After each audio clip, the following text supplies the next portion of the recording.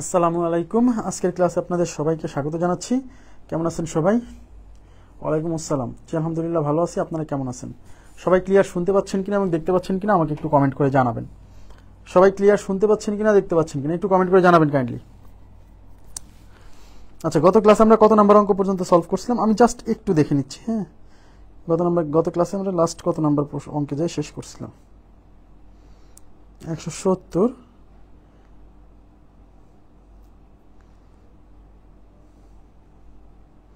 তার মানে 170 নাম্বার প্রশ্ন সলভ করে আমরা ক্লাস শেষ করছিলাম আমার কাছে যতদূর মনে হচ্ছে, তাই না? তাহলে আজকে 171 থেকে করব। র্যান্ডম প্রবলেমস, আবার বলছি আমাদের লেকচার বুকের প্রবলেমস না, র্যান্ডম প্রবলেমস 171 থেকে সলভ করব। আচ্ছা, তার আগে আমি আপনাদেরকে র্যান্ডম প্রবলেমস শুরু করছি। ওয়ালাইকুম আসসালাম। আচ্ছা, সব ঠিক আছে। র্যান্ডম প্রবলেমস এর 62 এবং 63 এই দুইটা অঙ্ক আগে করব, কারণ এই দুইটা অঙ্ক লাস্টে করতে গেলে আপনাদের মাথা আবার কাজ করবে না। হ্যাঁ, এই জন্য এই দুইটা অঙ্ক আগে করব, করে তারপরে ওইদিকে যাব। আচ্ছা, এখানে আমার একটা জিনিস দেখে আসছি, ওইটা একটু নিয়ে আসি, দাঁড়ান একটু কাইন্ডলি।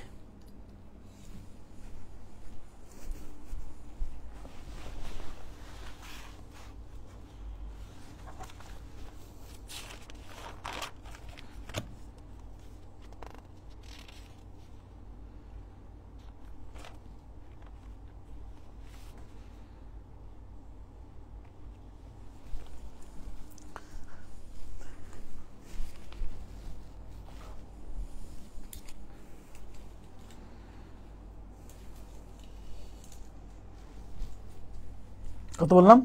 62 63। Random problems 62 63।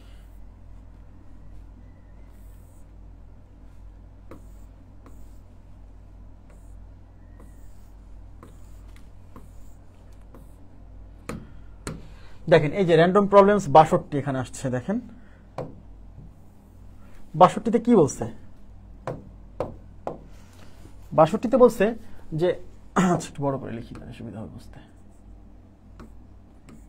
62তে বলছে if the numerator of a fraction be increased by 60%। Numerator শব্দের অর্থ হচ্ছে, আমরা ভগ্নাংশের হর এবং লব হর বলি না, লব উপরেরটাকে কি বলি? লব, আর নিচেরটাকে কি বলি? হর। এই লবকে ইংরেজিতে বলা হচ্ছে নিউমিরেটর, হ্যাঁ, আর এই হরকে ইংরেজিতে বলে ডিনোমিনেটর। বুঝতে পারছেন? আচ্ছা, তাহলে if the numerator of a fraction be increased by 60%, তার মানে কোন একটা ভগ্নাংশের নিউমিরেটর মানে লবকে 60% বৃদ্ধি করা হয়েছে। মানে লব যা ছিল সেখান থেকে 60% বৃদ্ধি করা হয়েছে। 60% বৃদ্ধি করা মানে কি?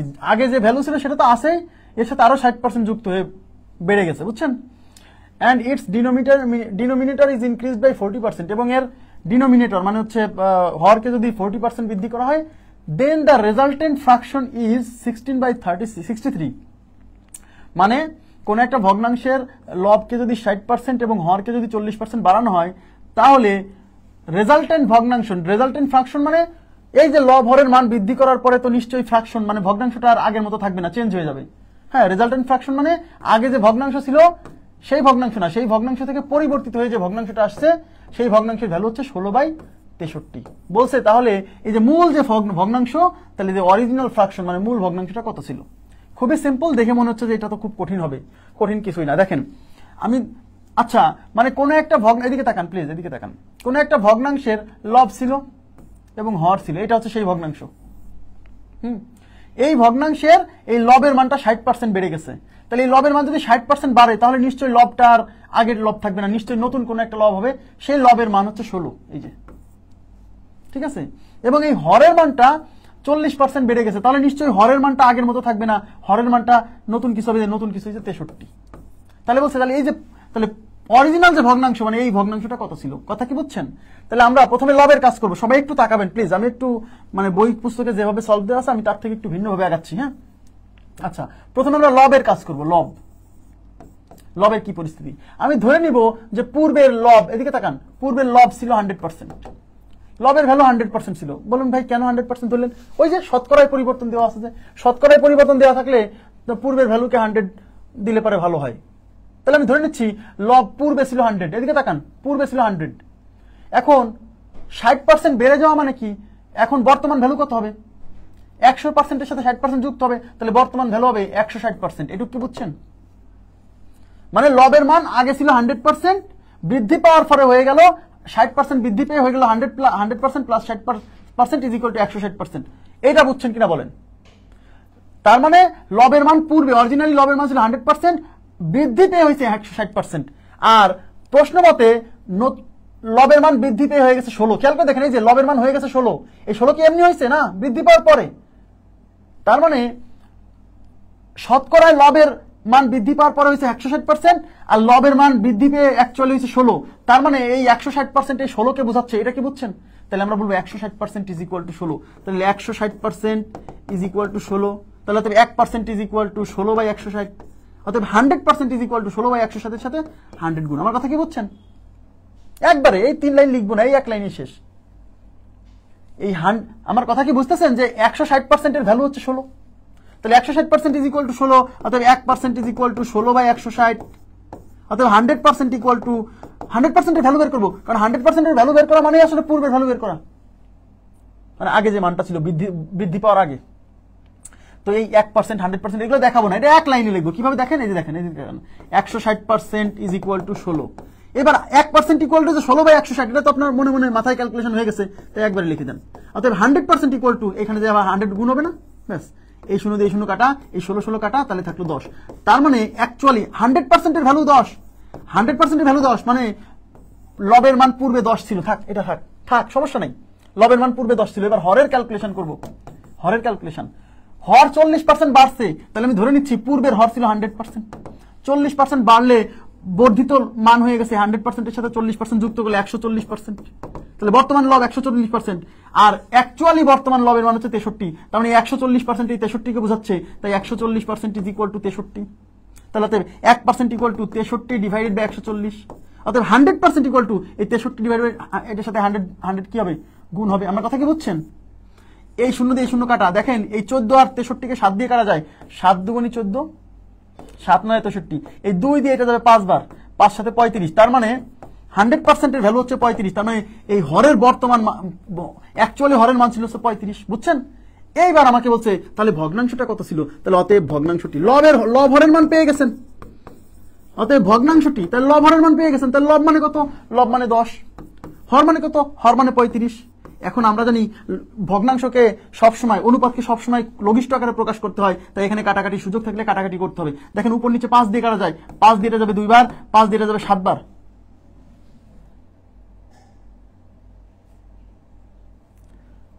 হ্যাঁ 63, আচ্ছা এখানে 7 দিয়ে কাটছি, 7 দুগুণে 14, 7 9 63। আমার এই যে এখানে একটু ভুল হয়েছে, খেয়াল করেন, এটা 7 না, এটা হবে 9।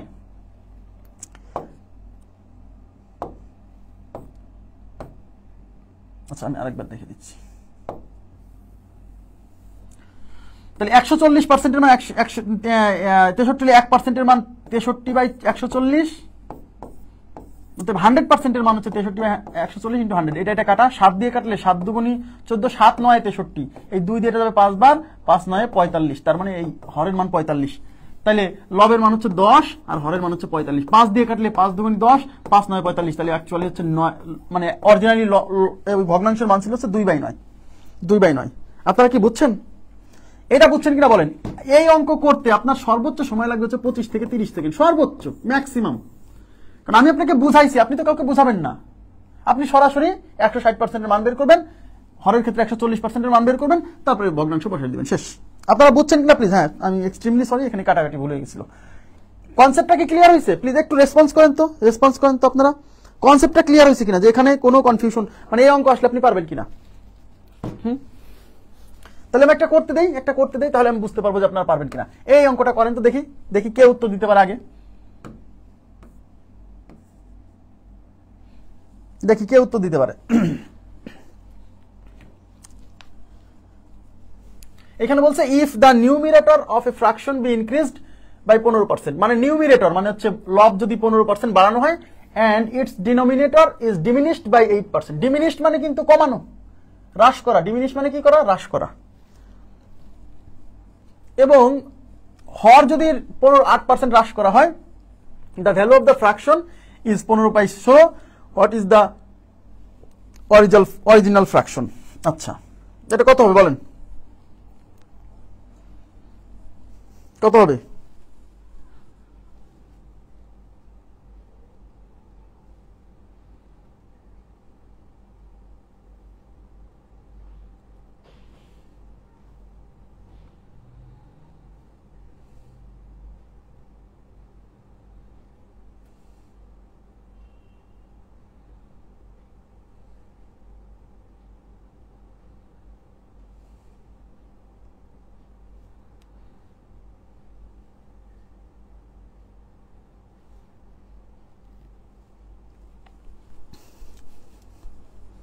কত হচ্ছে?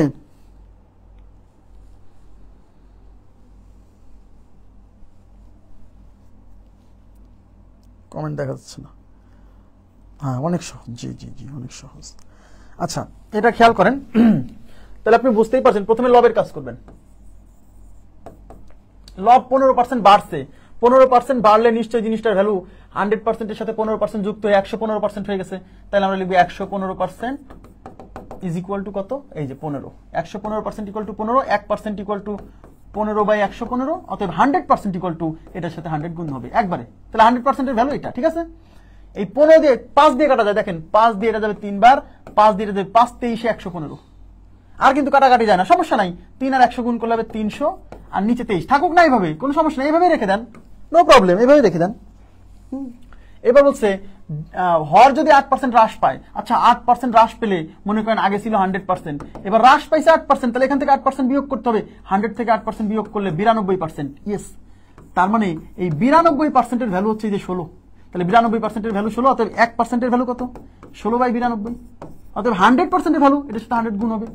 দেখেন 4 দিয়ে কাটেন, 4 দিয়ে এটা যাবে 4 বার, 4 দিয়ে দেখেন এই যে 4 দুগুণী 8, থাকলে 1, 1 এর পরে 2, 12, 3 4 12। তাহলে উপরে 4 আর 100 গুণ করলে 400 ডিভাইডেড বাই 23। তাহলে এটা কিসের মান? এটা হচ্ছে হরের মান। এখন অতএব ভগ্নাংশটি কেমনে পাই? ভগ্নাংশ মানে কি? লব বাই হর। লব মানে কত? লব মানে 300/23। হর মানে কত? 400/23। কোনো সমস্যা নেই। তাহলে 300/23 ইন্টু এই 23 চলে যাবে উপরে, নিচে 400। এই 23 কাটা, এই দুটা কাটা, উপরে 3 নিচে 4, তাহলে ভগ্নাংশের মান 3/4। খুবই সিম্পল, ভগ্নাংশের মান 3/4। ভয় পাবেন না যে ভাই এখানেই তো লব হর চলে আসছে, আসুক না, লাস্টে ফাইনালি যখন আমি ভগ্নাংশ ক্যালকুলেশন করবো তখন আমার ওইগুলো সব চলে যাবে, ওইগুলো কেটে যাবে, ভয় পাওয়ার কোনো কারণ নাই, ঠিক আছে? এটাই সবচেয়ে সহজ মেথড এই টাইপের কোশ্চেন সলভ করা। তাহলে আশা করছি এই টাইপের কোশ্চেন আসলে আপনি পারবেন। এই যে দেখেন বাংলাদেশ ব্যাংক, এটা মানে বাংলাদেশ ব্যাংকে আসছে প্রশ্ন, হ্যাঁ, যদিও এটা মেনশন করা হয়নি। আচ্ছা, এখন এই টাইপের দুটা গেল। এবার আমরা সলভ করবো হচ্ছে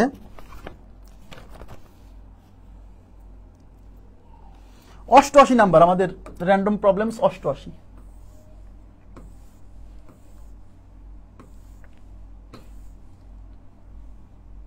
আচ্ছা, এই যে দেখেন জনতা ব্যাংকে আসছে। আচ্ছা, 88-তে কি বলছে? The sum of two numbers is 28 divided by 25 of the first number. মানে কি? দুইটা সংখ্যার যোগফল প্রথম সংখ্যার 28/25 অংশ, 28/25 প্রথম সংখ্যার এত এত। The second number is what percent of the first. মানে কি? The second number is what percent of the first. The second number is what percent. এই হোয়াট পার্সেন্ট যখন বলছে মানে বুঝতে হবে একটা সংখ্যা আর একটা সংখ্যার কত পার্সেন্ট এটা চাইছে। The second number is what percent of the first. তাহলে এখানে কি বলছিলাম? একটা সংখ্যা আর একটা সংখ্যার কত পার্সেন্ট এটা চাইলে কি করতে হয়? ইজ বাই অফ ইন্টু 100, মনে আছে? দেখেন এখানে ইজ আছে কার সাথে? এই দেখেন ইজ আছে হচ্ছে সেকেন্ড নাম্বারের সাথে, তাহলে সেকেন্ড নাম্বার উপরে যাবে, আর অফ আছে ফার্স্ট নাম্বারের সাথে, মানে ফার্স্ট নাম্বার নিচে যাবে, সেটা পরে। তাহলে আগে তো আপনাকে এইটা যদি করতে চান, এটা যদি বের করতে চান, তাহলে তো আগে বের করতে হবে প্রথম নাম্বার কত, শেষ নাম্বার কত, এটা তো বের করতে হবে। এখানে প্রথম নাম্বার দ্বিতীয় নাম্বারে কোনো কিছু মেনশন করা নাই। আপনি ধরে নিচ্ছি যে প্রথম নাম্বার এক্স, দ্বিতীয় নাম্বার ওয়াই, ধরে নিলাম যে প্রথম নাম্বার এক্স, দ্বিতীয় নাম্বার ওয়াই। এবার কি বলছে? The sum of two number, তার মানে এই দুইটার সংখ্যার যোগফল। তাহলে এক্স প্লাস ওয়াই, প্রথম সংখ্যা কিন্তু এক্স ধরে নিচ্ছি, আপনি যা ধরবেন তাই, আপনি প্রথম সংখ্যাকে ওয়াইও ধরতে পারেন, যেভাবে ধরবেন সেভাবে কন্ডিশন অ্যাপ্লাই করবেন। সাম অফ টু নাম্বার, তার মানে এই দুই সংখ্যার যোগফল কেমন হবে? প্রথম সংখ্যার 28/25, প্রথম সংখ্যা মানে এক্স এর মানে গুণ 28/25, বুঝছেন কিনা বলেন? এখন যারা সহজ সরল তারা এখান থেকে এক্স আর ওয়াই এর অনুপাত তৈরি করতে যাবে, আমি এটা করবো না। আমি এই এক্স এই পাশে গুণ আছে এই পাশে নিয়ে আসবো, তাহলে এই পাশে আছে এক্স প্লাস ওয়াই, আর এক্স এই পাশে গুণ আছে এই পাশে ভাগ হবে, is equal to 28 divided by 25। এটা বুঝছেন কিনা বলেন?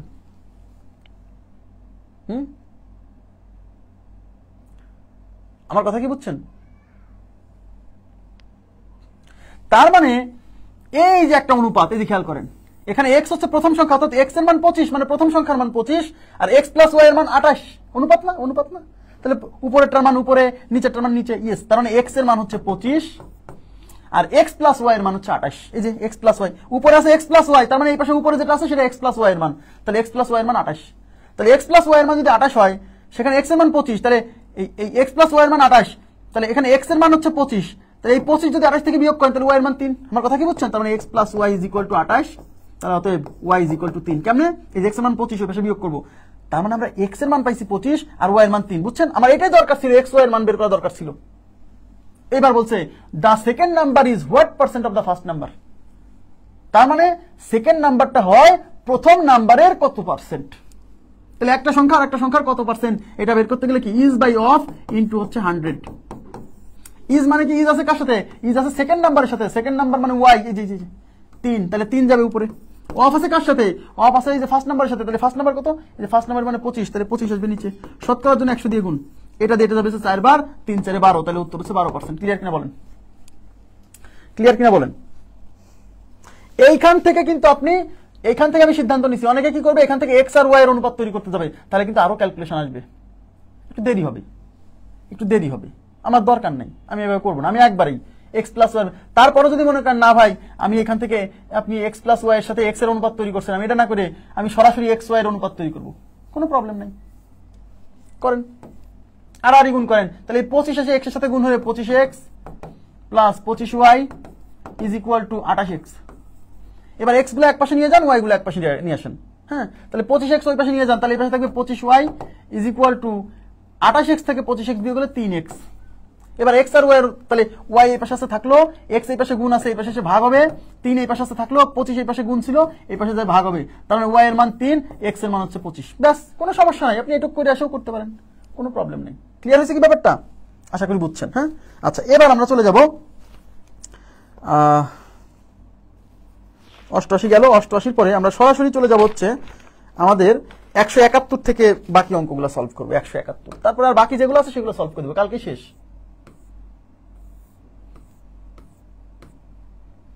দেখেন 171 থেকে,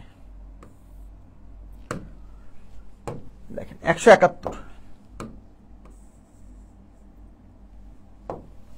171 কি বলছে? দুধের মূল্য 20% বৃদ্ধি পাওয়ায় কোন পরিবারের দুধের ব্যবহার এমন ভাবে কমানো হলো যে দুধের জন্য ব্যয় পূর্বাপেক্ষা 4% কম হলো। এগুলো করাইছি, কিন্তু করাইছি, পারা উচিত। ওই পরিবার দুধের ব্যবহার শতকরা কত কমানো হয়েছিল? কি বলছিলাম? এই টাইপের কোশ্চেন আসলেই ধরে নিতে হবে যে ওই পরিবার পূর্বে, মানে দাম পরিবর্তনের পূর্বে কি করত? 100 লিটার দুধ কিনতো এবং প্রতি লিটার দুধের দাম ছিল 100 টাকা। তাহলে ওই পরিবার, এই যে এদিকে তাকান, 100 লিটার দুধ কিনতো, 100 লিটার দুধ, প্রতি লিটার দুধের দাম ছিল কত? 100 টাকা। তাহলে দুধ বাবদ খরচ কত?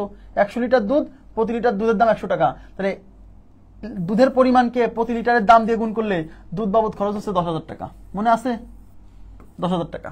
ওকে, তার মানে এটা তো পূর্বে খরচ। পূর্বে তারা 1 কেজি দুধের দাম ছিল 100 টাকা, এরকম 100 কেজি দুধ কিন্তু, তাহলে মোট খরচ কত? 100 গুণ 100, 10,000। এটা হচ্ছে পূর্বে। এবার দুধের মূল্য 20% বৃদ্ধি পেয়ে গেছে, দুধের মূল্য 20% বাড়ছে, তার মানে আগে যে দুধের দাম 100 টাকা কেজি ছিল সেই দুধের দাম হবে 100-র সাথে 20 যুক্ত হয়ে 120 টাকা কেজি। দেখান, এই যে 1 কেজি দুধের দাম এখন 120 টাকা। এই যে দুধের দাম যে বেড়ে গেছে, ওই পরিবার এখন কি দুধের ব্যবহার কমাই দিছে। দুধের ব্যবহার এমন ভাবে কমালো, তোমরা কত ভাবে কমাইছে আমরা জানি না, অঙ্ক এটাই চাইছে যে ওই পরিবার দুধের ব্যবহার শতকরা কত কমাইছিল। তাহলে ওই পরিবার দুধ আগে ব্যবহার করতে 100 লিটার, এখন নিশ্চয়ই দাম বেড়ে গেছে, 100 লিটার ব্যবহার করবে না, এখন কিছু লিটার কম ব্যবহার করবে। কত লিটার কম ব্যবহার করবে? আমি ধরে নিচ্ছি X%, তার দুধের ব্যবহার X% কমাবে, X%, আমি জানি না কত। তাহলে আগে দুধ 100 লিটার কিনলে এখন X% যদি কমায় দেয়, তাহলে এখন কিনবে কত? 100 - X, 100 - X লিটার। তাহলে বর্তমান খরচ কত? 1 কেজি দুধের দাম 120 আর কেনে এত লিটার, তাই দুটা গুণ করলে বর্তমান খরচ।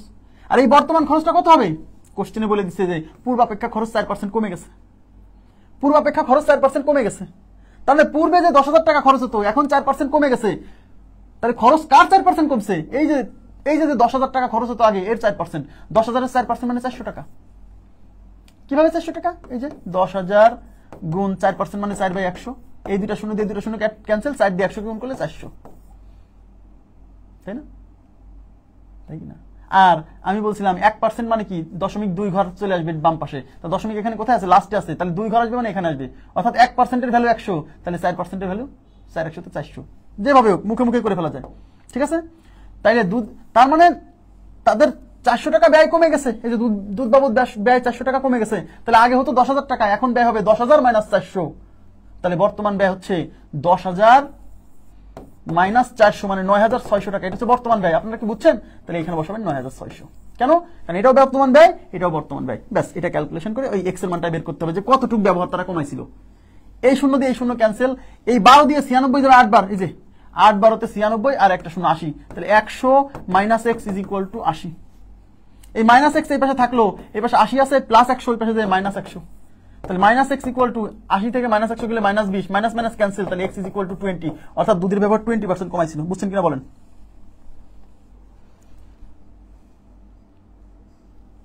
এগুলা কিন্তু করাইছি,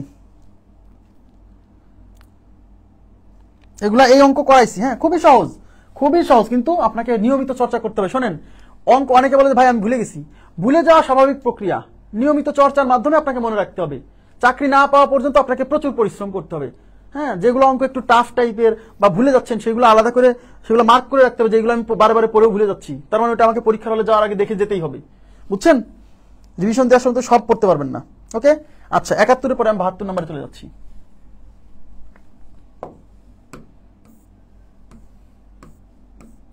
72 নম্বরের প্রশ্ন বলছে every 3 minutes 4 liters of water are poured into a 2000 litre tank. তার মানে হচ্ছে প্রতি 3 মিনিটে 4 লিটার পানি আর পোর্ড মানে ঢালা ঢালা ঢালা কোন একটা পাত্রের মধ্যে আমরা ঢালি না, পানি ঢালি, তারপরে দুধ ঢালি, তেল ঢালি, ওই পোর্ড মানে হচ্ছে ঢালা। তার মানে প্রতি 3 মিনিটে কোনো একটা, এই যে into a 2000 litre water tank. আচ্ছা, তার মানে কোনো একটা ট্যাঙ্ক আছে, এই যে কোনো একটা ট্যাঙ্ক, হ্যাঁ কোনো একটা ট্যাঙ্ক, এই ট্যাঙ্কের ক্যাপাসিটি হচ্ছে 2000 লিটার, ওই যে 2000 লিটার।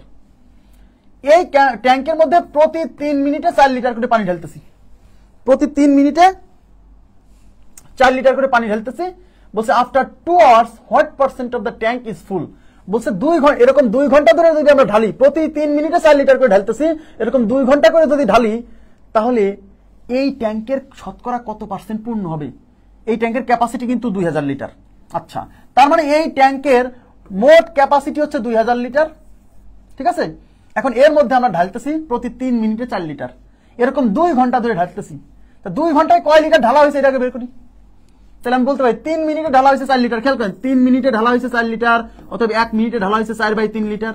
এখন 2 ঘন্টা মানে কয় মিনিট? এদিকে তাকান, এগুলো কিন্তু মিনিটে আছে, এই যে 3 মিনিট, তার মানে 2 ঘন্টাকে মিনিটে কনভার্ট করতে হবে। 1 ঘন্টায় 60 মিনিট, তাহলে 2 ঘন্টায় হলো 60 × 2 = 120 মিনিট। তাহলে 3 মিনিটে ঢালছি 4 লিটার, 1 মিনিটে ঢালছি 4/3 লিটার, অতএব 120 মিনিটে ঢালছি 4/3 × 120, তাই কিনা? এই 3 দিয়ে 120 যাবে 40 বার, 3 4 12, একটা শূন্য, 4 4 16, 160 লিটার। এইটুক কি বুঝছেন? এইটুক বুঝছেন কিনা বলেন? তার মানে প্রতি 3 মিনিটে 4 লিটার করে পানি ঢেলে এই ট্যাঙ্কের মধ্যে আমি ঢুকাইছি 160 লিটার। তাহলে কোশ্চেনে বলছে what percent of the tank is full, মানে এই ট্যাঙ্কের শতকরা কত পার্সেন্ট ফুল হয়েছে। তার মানে এই ট্যাঙ্কের মধ্যে ফুল করতে হলে দেওয়া লাগে 2000 লিটার, আমি কেবল দিছি 160 লিটার। তাহলে ট্যাঙ্কের কত পার্সেন্ট ফুল হয়েছে? তাহলে কিসের পার্সেন্টেজ চাইছে? ট্যাঙ্ক কতটুকু ফিল আপ হয়েছে তার পার্সেন্টেজ চাইছে। তাহলে ট্যাঙ্ক কতটুকু ফিল আপ হয়েছে? 160 লিটার। তাহলে কিসের শতকরা চাইছে? ট্যাঙ্ক কতটুকু ফিল আপ হয়েছে তার শতকরা চাইছে। তাহলে ট্যাঙ্ক ফিল আপ হয়েছে 160 লিটার, তাই 160 লিটার উপরে। এটা বের করতে হবে কার সাপেক্ষে? এই ট্যাঙ্কের ক্যাপাসিটির সাপেক্ষে, মানে 2000 এর সাপেক্ষে, তাই 2000 নিচে শতকরার জন্য 100 দিয়ে গুণ। বোঝা গেছে? খুবই সিম্পল। এই শূন্য দিয়ে শূন্য কাটা, দেখেন এই 2 শূন্য দিয়ে 2 শূন্য কাটা, এই 2 দিয়ে 16 যাবে 8 বার, তাহলে উত্তর হচ্ছে কেবল 8% পূরণ হয়েছে। বুঝছেন কিনা বলেন?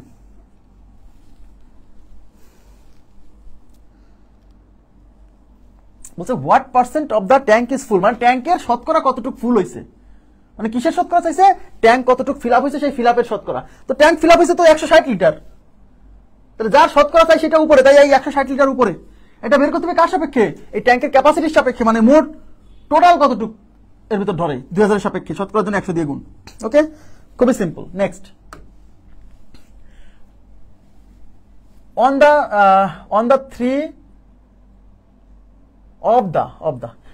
3600 এমপ্লয়িজ অফ এবিসি লিমিটেড, মানে এবিসি একটা কোম্পানি, সেই এবিসি কোম্পানির 3600 এমপ্লয়ি আছে, তার মধ্যে 1/3 আর ক্লারিক্যাল। ক্লারিক্যাল মানে ক্লারিক্যাল কর্মচারী হচ্ছে, এমপ্লয়ি হচ্ছে 1/3 মানে কি? 3600 3 ভাগের 1 ভাগ হচ্ছে ক্লারিক্যাল। আচ্ছা, if clerical clerical staff were to be reduced by 1/3 মানে যদি ক্লারিক্যাল স্টাফের সংখ্যা যদি 1/3 অংশ হ্রাস করা হয়, বুঝেন, ক্লারিক্যাল স্টাফ 1/3 মানে যা ক্লারিক্যাল স্টাফ যা আছে তার 1/3 কি করা হবে, ছাঁটাই দেওয়া হবে। রিডিউসড বাই 1/3 মানে হচ্ছে 1/3 ছাঁটাই দেওয়া হবে। হ্যাঁ, what percent of the total number of the remaining employees, এই যে এখানে কিন্তু একটা কথা আছে, রিমেইনিং এমপ্লয়িজ, রিমেইনিং মানে কি, মানে ছাঁটাই দেওয়ার পরে যে এমপ্লয়ি গুলা থাকলো, এই যে what percent of the total number of remaining employees মানে কি, মানে ছাঁটাই দেওয়ার পরে টোটাল নাম্বার অফ, মানে ছাঁটাই দেওয়ার পরে মোট যে এমপ্লয়ি থাকলো তাদের কত percent would then be clerical, মানে তাদের কত পার্সেন্ট তাহলে ক্লারিক্যাল হবে। বুঝছেন কি ব্যাপারটা? আচ্ছা, তাহলে প্রথমে আমরা বের করব যে এই যে টোটাল 3600, এই যে দেখেন 3600, এই 3600 মধ্যে ক্লারিক্যাল পোস্ট কয়টা, এই যে ক্লারিক্যাল সিএল, ক্লারিক্যাল পোস্ট কয়টা, এই 3600 এর 1/3, তাহলে 3600 গুণ 1/3, তাই কিনা? ওকে, এই 3 দিয়ে 3600 এর মধ্যে 12 বার আর 2টা শূন্য, তাহলে 1200, তার মানে ক্লারিক্যাল পোস্ট হচ্ছে 1200 এলো 1200। এখন এই 1200 ক্লারিক্যাল পোস্টের মধ্যে থেকে 3 ভাগের 1 ভাগ ক্লারিক্যাল লোকজন কি করব, রিডিউস করব। তাহলে রিডিউস করা হবে কত, এই যে রিডিউস করা হবে কত, এই 1200, এই যে 1200 আছে না, আবার বলছি দেখেন, if clerical staff were to be reduced by 1/3 মানে কাদেরকে রিডিউস করা হয়েছে, ক্লারিক্যাল যে কয়জন আছে সেই ক্লারিক্যাল যে কয়জন আছে তাদের 1/3, এই টোটালের মধ্যে 1/3 মানে 1200 ক্লারিক্যাল, আর এই ক্লারিক্যাল যে কয়জন আছে মানে এই 1200 জন, এদের মধ্যে থেকে 1/3 ছাঁটাই দেওয়া হয়েছে। তাহলে 1200 এর 1/3 মানে 12 × 1/3, 3 4 12 শূন্য, তাহলে 400, তাহলে 400 জন হচ্ছে ছাঁটাই দেওয়া হয়েছে। তাহলে আপনারা বলেন ক্লারিক্যাল লোক আছে কয়জন, তাহলে কতজন আছে, রিমেইনিং কতজন, আর এই যে রিমেইনিং মানে থেকে গেছে কতজন, এই 1200 জন থেকে 400 বাদ দেন, তাহলে 1200 মাইনাস 400 ইজ ইকুয়াল টু 800, তার মানে ক্লারিক্যাল লোক আছে 800 জন লোক আছে। এইবার আপনারা আমাকে বলেন, এইবার বলছে what percent of the total number of the remaining employees would then be clerical, বলছে তাহলে এই ছাঁটাই দেওয়ার পরে যতজন থেকে গেছে, যে total number of the remaining employees মানে কি, যেগুলো এমপ্লয়ি থেকে গেছে, মানে ছাঁটাই দেওয়ার পর যে মোট যে এমপ্লয়ি থেকে গেছে তাদের মধ্যে কতগুলো শতকরা কতজন ক্লারিক্যাল, তাহলে কিসের শতকরা চাইছে, কতজন ক্লারিক্যাল, সেই ক্লারিক্যালের শতকরা চাইছে। তাহলে ক্লারিক্যাল কতজন, ক্লারিক্যাল হচ্ছে 800 জন, তাহলে 800 যাবে উপরে, যার শতকরা চাই সেই উপরে। আর এই যে কতজন ক্লারিক্যাল, এটা কার সাপেক্ষে চাইছে, এই যে অফ দ্য রিমেইনিং এমপ্লয়িজ, মানে যতজন এমপ্লয়ি ছাঁটাই দেওয়ার পরে যতজন মোট, এই যে what percent of the total number of remaining employees would then be clerical, মানে ছাঁটাই দেওয়ার পরে মোট যে জনসংখ্যা থেকে গেছে, মোট যে মানে এমপ্লয়ি থেকে গেছে তাদের কতজন হচ্ছে ক্লারিক্যাল। তাহলে ছাঁটাই দেওয়ার পরে মোট কতজন থাকছিল, দেখেন ছাঁটাই দিচ্ছেন শুরুতে 3600 জন ছিল, এখন কিন্তু 3600 জন নাই, কারণ আপনি কিন্তু ছাঁটাই দিচ্ছেন 400, তাহলে এই 400 জন ছাঁটাই দিচ্ছেন, এই তো মোট 3600 থেকেও তো 400 জন কমে যাবে। তার মানে আপনার ছাঁটাই দেওয়ার পরে রিমেইনিং এমপ্লয়িজ সংখ্যা হচ্ছে 3600 থেকে 400 বাদ দিতে হবে, 3600 থেকে 400 বাদ দিলে 3200, এই জন্য এখানে হবে 3200, আর 17 জন 100 দিয়ে গুণ। আমার কথা কি বুঝছেন, এই দুইটা শূন্য দিয়ে 2 শূন্য কাটা, 4 দিয়ে 32 যাবে 8 দিয়ে 32 যাবে 4 বার, 4 দিয়ে 100 যাবে 25 বার, তাহলে আমাদের উত্তর হচ্ছে 25%। বুঝছেন কিনা বলেন? আগে বুঝতে হবে শতকরাটা কিসের চাইছে, যে ক্লারিক্যাল কতজন আছে তার শতকরা চাইছে, মানে ছাঁটাই দেওয়ার পরে শতকরা কতজন ক্লারিক্যাল আছে, মোট যে এমপ্লয়ি ছিল, মোট এমপ্লয়ি না, মানে ছাঁটাই দেওয়ার পরে যতজন এমপ্লয়ি থেকে গেছে মোট, সেই এমপ্লয়ির সাপেক্ষে কতজন হচ্ছে ক্লারিক্যাল। বুঝছেন কি, এটা কি বুঝছেন নাকি বুঝাই দিতে হবে? 3600 জন এমপ্লয়ি ছিল, তার 1/3 ক্লারিক্যাল, তাহলে 3600 এর 1/3 মানে 1200, এই 1200 ক্লারিক্যাল স্টাফের মধ্যে থেকে আবার 1/3 ছাঁটাই দিচ্ছে, তাহলে 1200 এর 1/3 মানে 400 জন ছাঁটাই দিচ্ছে, তাহলে ক্লারিক্যাল আগে ছিল 1200, 400 জন ছাঁটাই দিলে থেকে যাবে কতজন, এই 1200 থেকে 400 বাদলে 800 জন ক্লারিক্যাল স্টাফ থেকে গেছে। অঙ্কে চাইছে যে এই ছাঁটাই দেওয়ার পরে মোট যত এমপ্লয়ি থেকে গেল, এই যে what percent of the total number of remaining employees, মানে টোটাল মানে রিমেইনিং যে এমপ্লয়ি আছে সেই টোটাল নাম্বার, হ্যাঁ, এর মধ্যে শতকরা কতজন ক্লারিক্যাল, তাহলে কিসের শতকরা চাইছে, ক্লারিক্যাল কতজন তার শতকরা চাইছে কিসের সাপেক্ষে? মোট এমপ্লয়ি যতজন থেকে গেছে ছাঁটাই দেওয়ার পরে তার সাপেক্ষে। তাহলে যার শতকরা চাই সেই উপরে, তাহলে ক্লারিক্যালের শতকরা চাইছে, তাই ক্লারিক্যাল উপরে কার সাপেক্ষে চাইছে? যতজন এমপ্লয়ি মানে ছাঁটাই দেওয়ার পরে মোট যতজন থেকে গেছে তার সাপেক্ষে। তাহলে ছিল 3600, ছাঁটাই দিচ্ছে 400, তাহলে থেকে গেছে কতজন? 3600 মানে 400, 3200, তাই 3200 সাপেক্ষে, তাই 3200 নিচে শতকরার জন্য 100 দিয়ে গুণ, ব্যাস। আর যদি এটুকু না বোঝেন তাহলে ওই যে বাংলায় লিখবেন, দেখেন এদিকে তাকান, আপনার এখন মোট এমপ্লয়ি কত আছে? 3600 থেকে 400 বাদ দিলে মোট এমপ্লয়ি আসে 3200, আর তার মধ্যে ক্লারিক্যাল কয়জন? 800 জন। তাহলে বলবেন 3200 জনের মধ্যে ক্লারিক্যাল 800 জন, একজন হলে পরে ক্লারিক্যাল হচ্ছে 800 বাই 3200 জন, আর মোট এমপ্লয়ি যদি 100 জন হতো, শতকরা যেহেতু চাইছে তাহলে কতজন? ব্যাস। এটা যদি না বোঝেন তাহলে এই যে এইটুকু বাংলা লেখা করে ফেলবেন, ঠিক আছে। Next, in a group of 60 probationary officers 40% were promoted. এটা একটু মনোযোগ দিয়ে বুঝেন, নাহলে কিন্তু আগেরটার সাথে প্যাচ লেগে যাবে। In a group of 60 probationary officers, মানে একটা গ্রুপে 60 জন প্রবেশনারি অফিসার আছে, মানে পোস্টের নাম হচ্ছে প্রবেশনারি অফিসার পোস্ট, হ্যাঁ। আচ্ছা, 40% ওয়ার প্রমোটেড, তার মানে এই 60 জনের মধ্যে 40% কে প্রমোট করা হয়েছে, মানে প্রমোশন দেওয়া হয়েছে। 12 of them were terminated. Terminate করা মানে হচ্ছে তাদের চাকরি মানে মানে চাকরি থেকে তাদেরকে ইস্তফা দেওয়া, হ্যাঁ, মানে সোজা কথা ছাঁটাই করা। তাহলে এবং ওদের মধ্যে 12 জন, 12 অফ দেম মানে 60 জনের মধ্যে 12 জনকে টার্মিনেট করা হয়েছে। And the rest were placed on probation for the second time. এবং বাকি যে কয়জন থাকলো তাদেরকে আবার ওই যে প্রবেশনারি অফিসার যে পোস্ট, ওই পোস্টেই রেখে দেওয়া হয়েছে দ্বিতীয়বারের জন্য, মানে ওদের প্রমোশন হয়নি, সোজা কথা। What percent of the probationary officers were placed on probation for the second time, মানে কি? তারপর লাস্টে বলছে what percent of the probationary officers were placed on the probation for the second time, মানে কতজনকে, শতকরা কতজনকে দ্বিতীয়বারের জন্য প্রবেশন অবস্থায় রেখে দেওয়া হয়েছে, শতকরা কতজনকে। এখানে কিন্তু উল্লেখ করে নাই যে what percent of the probationary officers remaining probationary officer, remaining employees, এখানে রিমেইনিং এমপ্লয়িজ কিন্তু বলে নাই। আগের অঙ্কে যেমন বলছিল what percent of the remaining employees, এখানে কিন্তু রিমেইনিং বলে নাই। রিমেইনিং বলে নাই মানে কি? মানে শুরুতে যে কয়জন ছিল সেই কয়জনের মধ্যে কতজন দ্বিতীয়বারের জন্য প্রবেশন পিরিয়ডে থেকে গেছে।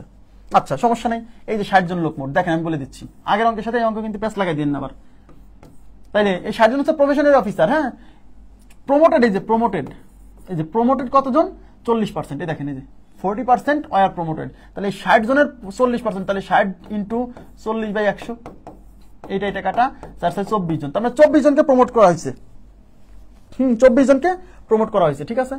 12 অফ দেম আর টার্মিনেটেড, এই যে টার্মিনেট করা হয়েছে, যে টার্মিনেট করা হয়েছে কতজনকে? 12 জনকে। এটা কিন্তু পার্সেন্ট না, 12 জনকে, ভালো কথা। এখন আমাকে বলেন তাইলে আর বাকি কয়জন থাকে বলেন তো? 60 জন থেকে 24 জনকে প্রমোশন দেওয়া হয়েছে, 12 জনকে টার্মিনেট করা হয়েছে, তাহলে বাকি থাকতেছে কতজন? এই 24 আর 12 যোগ করেন 36, এই 24 আর 12 যোগ করলে কত হয়? 36। এই 60 জন থেকে এই 36 বাদ দিলে বাকি রিমেইনিং, তাহলে সেকেন্ড, এই যে দ্বিতীয়বারের জন্য, এই যে সেকেন্ড দ্বারা বোঝাচ্ছে দ্বিতীয়বারের জন্য প্রবেশন পিরিয়ডে রেখে দেওয়া হয়েছে কতজন? এই 60 থেকে এই 24 আর 12 যোগফল এটা বিয়োগ করেন, তাহলে 60 থেকে এটা 36, 60 থেকে 36 গেলে কত থাকে? 24 জন। তার মানে দ্বিতীয়বারের জন্য প্রবেশন পিরিয়ডে রেখে দেওয়া হয়েছে কতজন? প্রবেশনারি অফিসার হিসেবে দ্বিতীয়বারের জন্য রেখে দেওয়া হয়েছে কতজন? 24 জন। তার মানে 60 জনের মধ্যে 24 জনের প্রমোশন হয়েছে, 12 জনকে চাকরি থেকে বরখাস্ত করে দিছে, আর বাকি থাকছে যে কয়জন, সেই কয়জন আবারও প্রবেশনারি অফিসার পোস্টে থেকে গেছে। কতজন সেটা? এই 60 জন থেকে এই দুইটা যোগফল বিয়োগ করতে হবে, 24 জন। এইবার বলছে what percent of the probationary officers, what percent of the probationary officers, এই যে মানে প্রবেশনারি অফিসারদের কত percent were placed on probation for the second time, মানে দ্বিতীয়বারের জন্য শতকরা কতজনকে প্রবেশনারি অফিসার পোস্টে রেখে দেওয়া হয়েছে। তাহলে দ্বিতীয়বারের জন্য রেখে দেওয়া হয়েছে কতজনকে? 24 জনকে। কতজনের মধ্যে?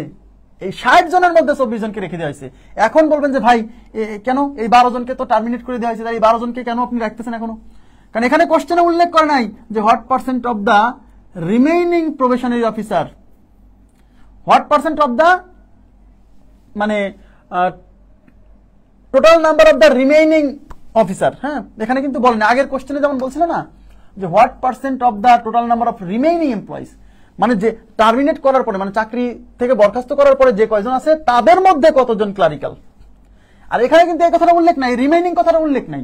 বলছে what percent of the probationary officers were placed on probation for the second time, মানে প্রবেশনারি অফিসারদের কতজনকে দ্বিতীয়বারের জন্য রেখে দেওয়া হয়েছে। এখানে তো উল্লেখ করে নাই যে চাকরি ছাঁটাই দেওয়ার পরে যতজন থেকে গেছে তাদের মধ্যে কতজনকে রেখে দেওয়া হয়েছে, এটা উল্লেখ করে নাই।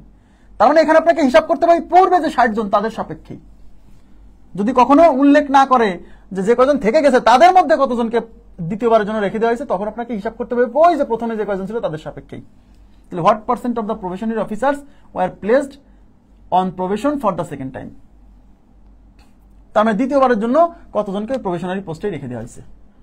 তাহলে তাহলে তাহলে আমরা এই যে 24 জন রেখে দেওয়া হয়েছে কতজনের মধ্যে, 60 জনের মধ্যেই। তাহলে টোটাল এমপ্লয়ি 60 জন হলে রেখে দেওয়া হয়েছে সেকেন্ড বারের জন্য 24 জনকে, একজন হলে কত, 24/60, আর শতকরা মানে 100 জনের মধ্যে কতজন, তাহলে 24 ডিভাইডেড বাই 60 ইন্টু 100। এই শূন্য কাটা, এই 6 দিয়ে এটা যাবে 4 বার, এই 4 এর 10 গুণ করে 40%, তাহলে আমাদের উত্তর হচ্ছে 40%। আপনারা কি বুঝছেন? তাহলে এটা যদি এইভাবে না লেখেন তাহলে আমরা কিসের শতকরা চাইছি, কতজনকে দ্বিতীয়বারের জন্য রেখে দেওয়া হয়েছে সেই তার শতকরা চাইছে। তার মানে দ্বিতীয়বারের জন্য যাদেরকে রেখে দেওয়া হয়েছে সেটা উপরে, দ্বিতীয়বারের জন্য রেখে দেওয়া হয়েছে 24 জনকে, তাই উপরে। এটা কার সাপেক্ষে, মোট প্রবেশনারি অফিসার, এই যে প্রবেশনারি অফিসার, মানে মোট প্রবেশনারি অফিসারের সাপেক্ষে, মানে 60 জনের সাপেক্ষে শতকরার জন্য 100 দিয়ে গুণ, ব্যাস। নেক্সট কোশ্চেন, এগুলা প্যাসটাস বুঝতে হবে। হ্যাঁ দেখেন, এই যে এগুলা লিখিত পরীক্ষার জন্য ইম্পর্টেন্ট, এটা প্রিলির জন্য ইম্পর্টেন্ট না, লিখিত। হ্যাঁ, মিস্টার করিম জাকির জনস মানে কি, মানে এটা কিন্তু 3 জনের নাম না, মানে অঙ্কটা হয় আসবে মিস্টার করিম অথবা মিস্টার জাকির অথবা মিস্টার জনস, যে কোনো একজন, এই 3 জন দ্বারা বুঝাইছে, মানে যে কোনো নাম থাকতে পারে। হ্যাঁ, তাহলে মিস্টার করিম, ধরেন mister Karim gave 40% of the money he had to his wife, তার মানে মিস্টার করিম 40%, মানে তার এই যে 40% of the money he had, মানে কি, মানে তার কাছে যে মানি, তার কাছে যে টাকা আছে সেই টাকার 40% সে তার ওয়াইফকে দিল। ভালো কথা, মানে মিস্টার করিমের কাছে যে টাকা আছে তার 40% সেটা টাকা তার ওয়াইফকে দেয়। এই যে Jones gave 40% of the money he had, মানে তার কাছে যে টাকা আছে তার 40% তার ওয়াইফকে দেয়, বুঝছেন।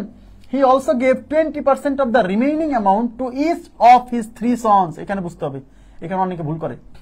He also gave 20% of the remaining amount, মানে তার কাছে যে রিমেইনিং অ্যামাউন্ট মানে কি, ওয়াইফকে 40% দেওয়ার পরে তার কাছে যে অ্যামাউন্টটা থাকলো সেই অ্যামাউন্টের 20% করে to each of his 3 sons, মানে তার মানে তার যে 3টা পুত্র আছে সেই 3 পুত্রের প্রত্যেক সনকে 20% করে দিল, এমন না যে 3 সনকে মিলে 20% দিচ্ছে, এটা কিন্তু তা বোঝায় না।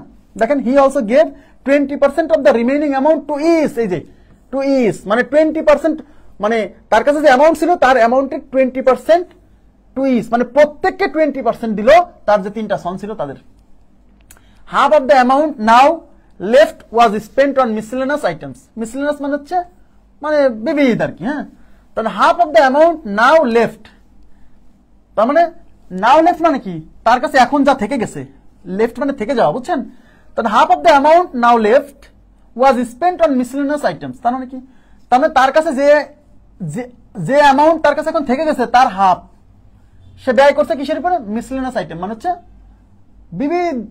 বিবিধ কেনাকাটার জন্য সে তার কাছে যে অ্যামাউন্ট থেকে গেছে, মানে কি স্ত্রীকে এবং 3 পুত্রকে দেওয়ার পরে তার কাছে যে অ্যামাউন্ট থেকে গেছে তার হাফ অংশ ব্যয় করছে বিবিধ কাজে। হ্যাঁ, and the remaining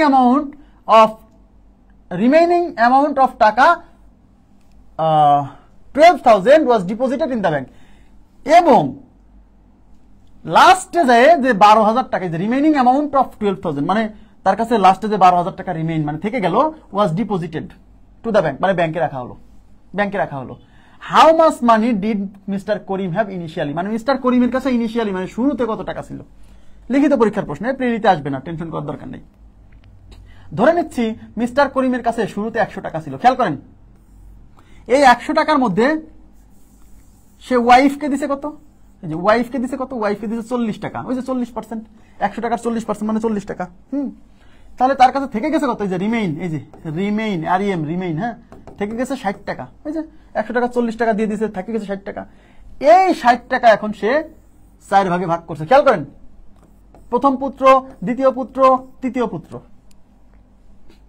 তৃতীয় পুত্র দেওয়ার পরে তার কাছে যেটা থেকে গেছে এটা আবার রিমেইন। বোঝা যাচ্ছে? দেখেন এদিকে তাকান। তাহলে পুত্রদেরকে কত দিছে? তার কাছে যে অ্যামাউন্ট থেকে গেছে সেই অ্যামাউন্টের 20% করে প্রত্যেক পুত্রকে দিছে। তাহলে তার কাছে থেকে গেছে 60 টাকা। এই 60 টাকার 20%, আচ্ছা 60 টাকার 10% কত? দশমিক এক ঘর আগায় দেন, এখান থেকে দশমিক এখানে বসাই দিলে 60 টাকার 20% হলো 6 টাকা। 6 টাকা না 10 টাকা, সরি 60 টাকার 10% 6 টাকা। তাহলে 20% হবে 6 দুগুণে 12 টাকা। 10% 6 হলে আর 10% 6 মানে 20% হবে 6 6 12, বুঝতেছেন? তাহলে এই যে 60 টাকার 20% 12 টাকা, এই 12 টাকা সে 3 পুত্রকে দিছে, প্রত্যেক পুত্রকে 12 করে দিছে। তাহলে 3 12 কত? 36 টাকা চলে গেছে। তাহলে পুত্রদের পিছনে চলে গেছে 36 টাকা। তাহলে আর থাকতেছে কত? এই 60 টাকা ছিল, সেখান থেকে 36 টাকা পুত্রদেরকে দিয়ে গেছে। তাহলে আর থাকতেছে কত? 60 থেকে 36 বাদ দেন, 60 মাইনাস 36, 60 মাইনাস 36 মানে 24 টাকা। তার কাছে এখন 24 টাকা আছে। এই যে 24 টাকা আছে, এই 24 টাকাকে আবার 2 ভাগে ভাগ করছে। খেয়াল করেন, এই 24 টাকাকে 2 ভাগে ভাগ করে অর্ধেক, এই যে তার কাছে এই যে half of the amount now left, তার মানে তার কাছে এখন যে টাকা আছে তার অর্ধেক মিসলেনিয়াস আইটেমে সে ব্যয় করছে। তার মানে মিসলেনিয়াস আইটেমে এই 24 টাকার অর্ধেক মানে 12 টাকা ব্যয় করছে। তাহলে তার কাছে আছে কত? তার কাছে আর আছে 12 টাকা। কারণ অর্ধেক 24 টাকার অর্ধেক মানে 12 টাকা যদি ব্যয় করে দেয়, আছে কত? 12 টাকা। এই যে 12 টাকা তার কাছে আছে।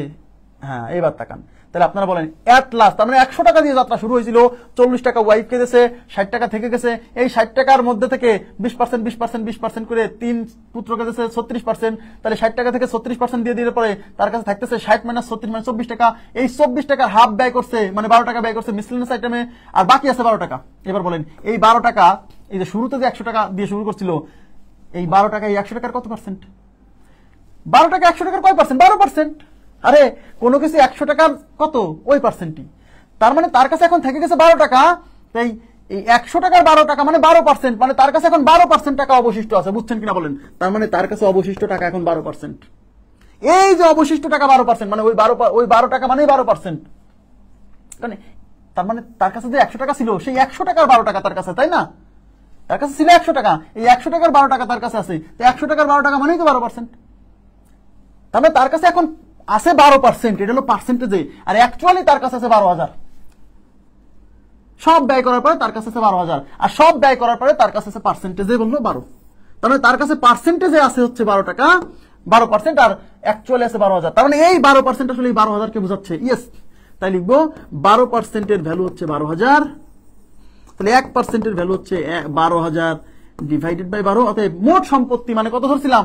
এই যে 100%। তাহলে মোট সম্পত্তি হচ্ছে 100% is equal to 12,000 divided by 12 into হচ্ছে 100। এই 12 দিয়ে এই 12-র মধ্যে যাবে একবার, আর এখানে 3টা শূন্য, 1 2 3টা।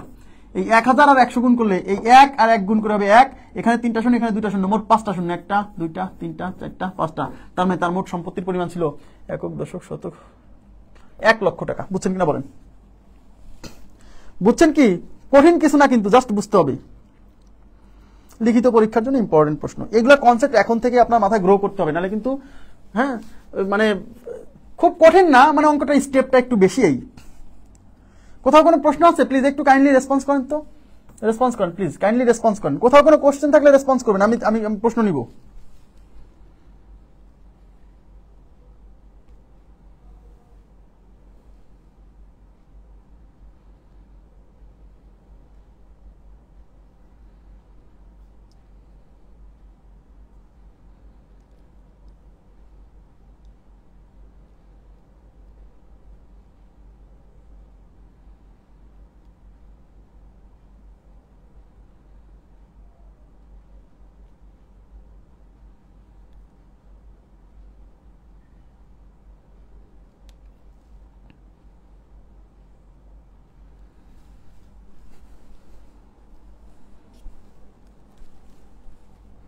আচ্ছা, বুঝছেন? নেক্সট দেখেন, in a group of people solicited by a charity 30% contributed টাকা 40 ইচ।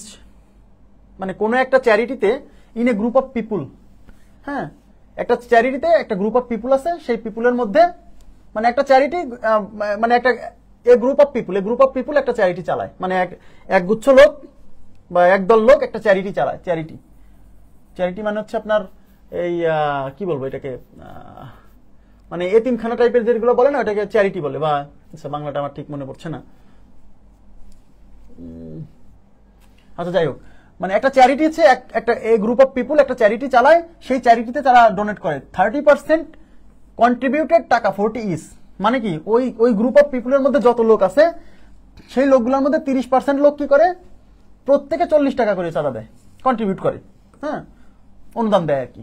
45% মানে ওখানে যত লোক আছে সেই লোকগুলোর মধ্যে 45% লোক 20 টাকা করে দেয় প্রত্যেকে। অ্যান্ড দ্য রেস্ট মানে কি, ওই যে ওই গ্রুপ অফ পিপুলের মধ্যে 30% লোক 40 টাকা করে দেয় প্রত্যেকে, 45% লোক প্রত্যেকে 20 টাকা করে দেয়, এবং বাকি যে লোকগুলো থাকে, অ্যান্ড দ্য রেস্ট মানে বাকি যে লোকগুলো থাকে তারা কন্ট্রিবিউট করে 12 টাকা ইস, মানে প্রত্যেকে 12 টাকা কন্ট্রিবিউট করে।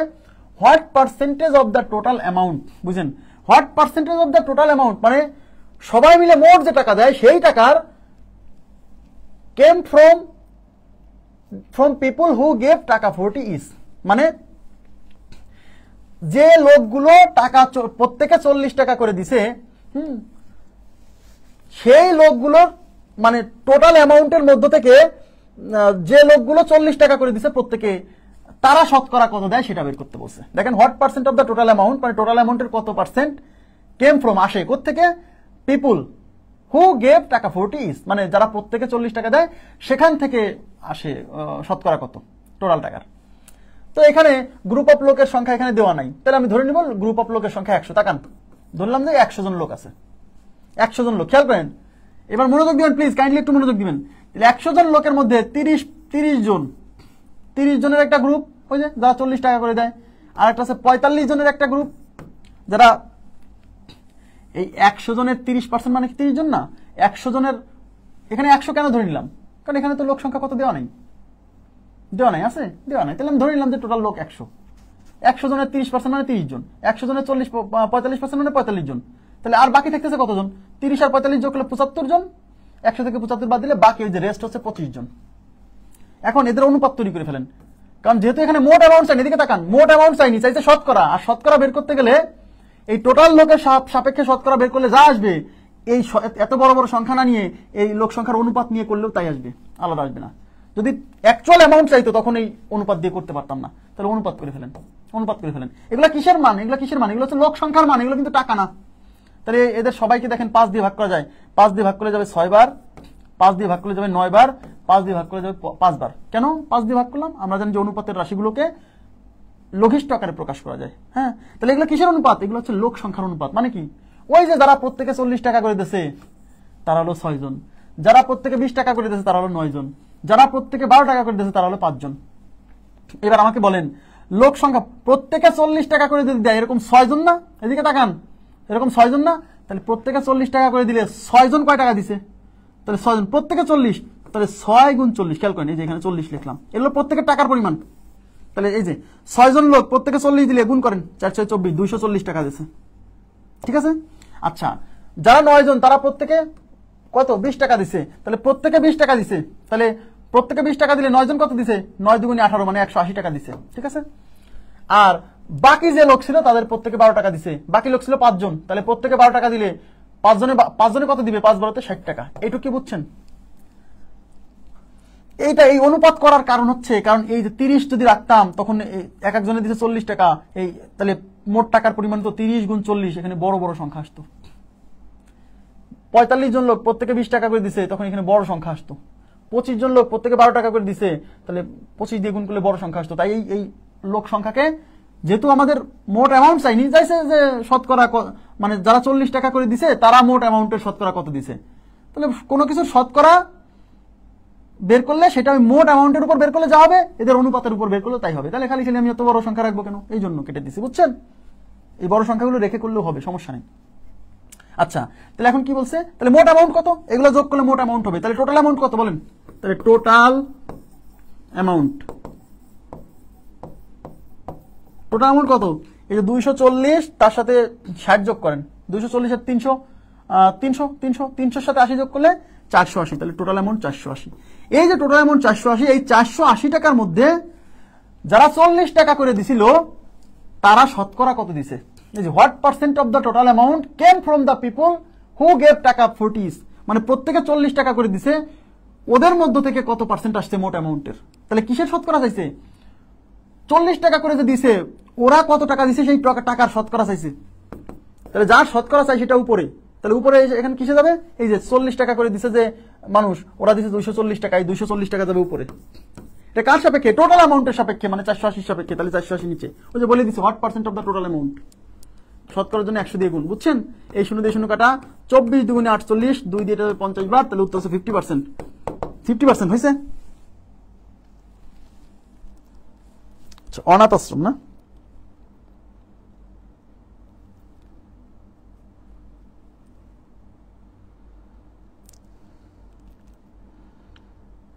এটা কি বোঝা গেছে, এটা কি বুঝছেন, এই যে এখানে কিন্তু হ্যাঁ এগুলা ব্যাংকের কোশ্চেন, যে ব্যাংকের সার্কুলার দিয়েছে না, এগুলো পড়তে হবে, এগুলা পড়লেই তো আপনার মাথা ক্লিয়ার হবে, বুঝছেন।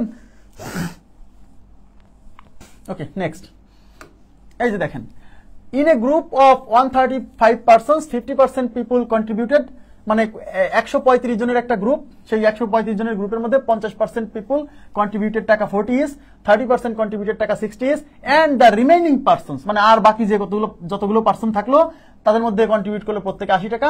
Find the average contribution of the group, এবার বলছে ফাইন্ড দ্য এভারেজ কন্ট্রিবিউশন, মানে এই গ্রুপের প্রত্যেকে গড়ে কত টাকা দিল, তাহলে প্রত্যেকে গড়ে কত টাকা দিল, মোট টাকা চাইনি, চাইছে গড়ের টাকা, তাহলে মানে মোট টাকা যদি চাইতো তাহলে কিন্তু ওই মোট অ্যামাউন্টটা বের করা লাগতো।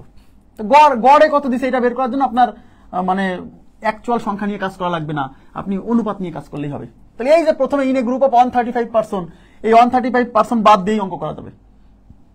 এই যে প্রথমে কতজন, প্রথম গ্রুপে কতজন লোক, 50% অফ দ্য পিপুল, তাহলে প্রথম গ্রুপের লোকজন হচ্ছে, ধরলাম এই গ্রুপে টোটাল লোক ছিল 100 জন, তার মধ্যে 50%, 100-50% মানে 50 জন, হ্যাঁ 50 জন 40 টাকা করে দিছে, তবে 30%, 130% মানে 30 জন,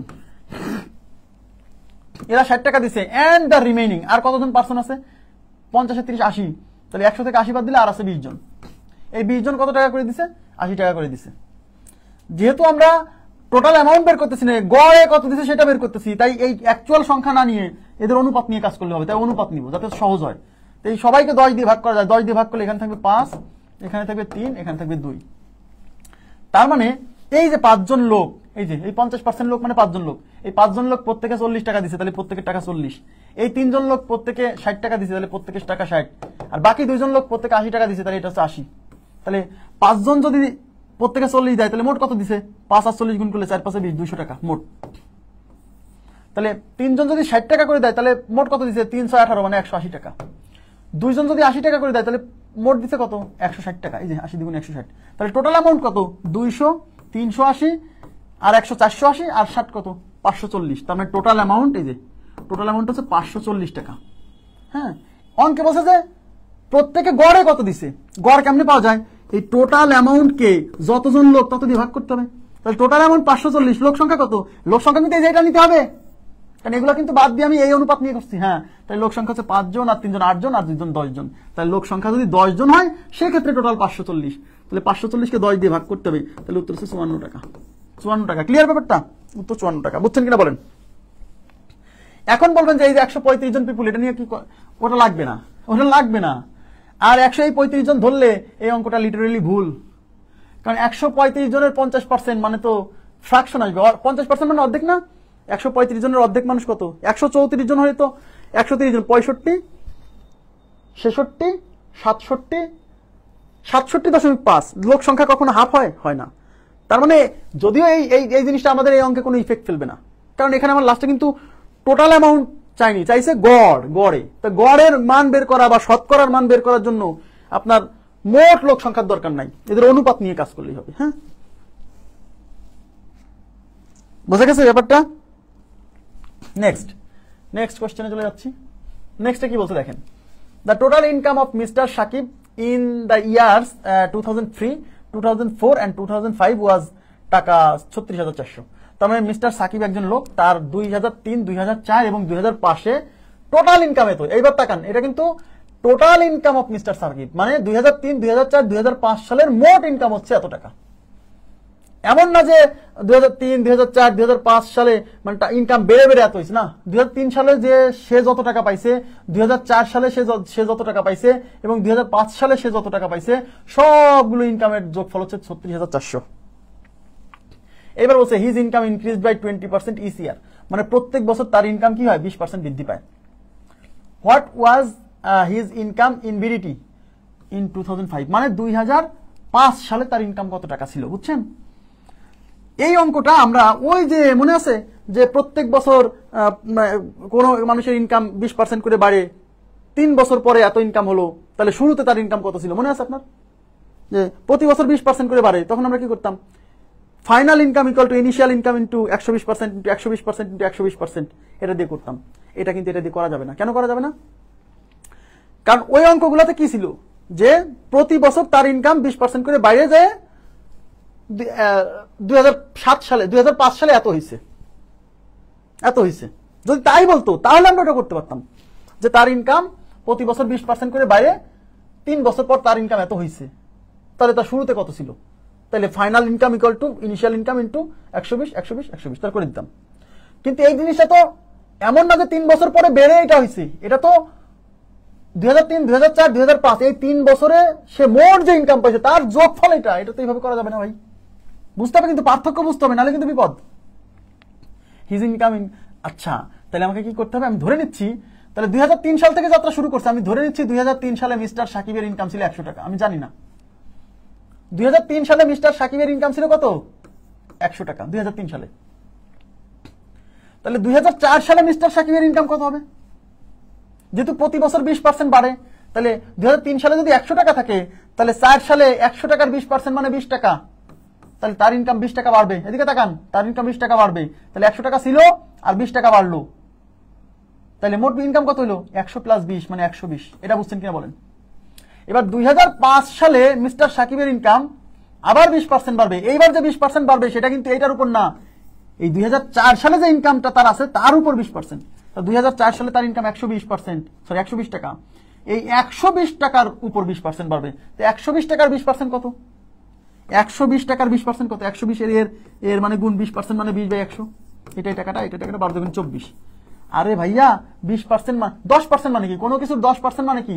ডেসিমাল কি করতে হবে? জাস্ট এক ঘরে এদিকে শিফট করে দিতে হবে। দশমিক এখান থেকে একবার শিফট করলে 12.0 মানে 12 টাকা, অর্থাৎ 120 এর 10% মানে 12। তাহলে 20% হবে 12 ডাবল 24। এ তো মুখে মুখে করা যায়, তাই না বিষয়টা? তার মানে 2005 সালে যে তার ইনকাম আরো 20% বাড়বে, তার মানে 120 এর 20% মানে 24 টাকা বাড়বে। তাহলে মোট ইনকাম কত হবে? এই 120 এর সাথে এই 24 যুক্ত করলে 144 টাকা। তাহলে মিস্টার সাকিবের ইনকাম 2003 সালে ধরে নিচ্ছি 100 টাকা ছিল, এখন 20% বেড়ে 2004 সালে 100 টাকার 20% মানে 20, তাহলে 100 প্লাস 20 মানে 120 টাকা হয়েছে। 2004 সাল থেকে 2005 সালে যাওয়ার পরে এই 120 টাকার আবার 20% বাড়ছে, 120 টাকার 20% মানে 24 টাকা বাড়ছে, তাহলে মোট ইনকাম হয়েছে 120 প্লাস 24 144 টাকা। তাহলে বলেন, তাহলে 2003, 2004, 2005 এই 3 সালে মিস্টার সাকিবের মোট ইনকাম কত ছিল? এই সব যোগ করতে হবে, এই সব যোগ করলে মিস্টার সাকিবের মোট ইনকাম পাবো, বুঝছেন? তাহলে 100 আর 120 220 আর 144 220 আর 100 320 আর 44 364, এই তিনটা যোগ করেন 364 টাকা। তার মানে 2003, 2004, 2005 এই 3 সালে মিস্টার সাকিবের ইনকাম ছিল 364 টাকা। আমি শুরুতে ইনকাম ধরছি 100 টাকা, 100 টাকা মানে কি? তাহলে এই 364 টাকা তার যে শুরুতে যে ইনকাম ছিল 100 টাকা, এই 100 টাকার কয় পার্সেন্ট? 364%। মানে শুরুতে যদি তার ইনকাম আমি 100 টাকা না ধরে 100% ধরতাম, তাহলে পরেরটাতে 120%, তারপরটাতে 144%, বুঝছেন? তাহলে এটা তো 364%। মানে মিস্টার সাকিবের ইনকামটা হচ্ছে এই 3 বছরে 364% হয়েছে যোগফল মোট। আর মিস্টার সাকিবের অ্যাকচুয়াল ইনকাম হচ্ছে 3 বছরে এত, তার মানে এই 364%-এর ভ্যালু হচ্ছে এত। কারণ দেখেন এইটা হচ্ছে 3 বছরের মোট ইনকামের যোগফল, আর এটাও কিন্তু 3 বছরের মোট ইনকামের যোগফল মানে পার্সেন্টেজে। তাই এটাও 3 বছরের মোট ইনকামের যোগফল, এটাও 3 বছরের মোট ইনকামের যোগফল, তার মানে এইটা ইজ ইকুয়াল টু এত। তাই লিখবেন 364% ইকুয়াল টু 36,400, অর্থাৎ 1% ইকুয়াল টু 36,400 ডিভাইডেড বাই 364। তাহলে অঙ্কে চাইছে তার 2005 সালে তার ইনকাম কত?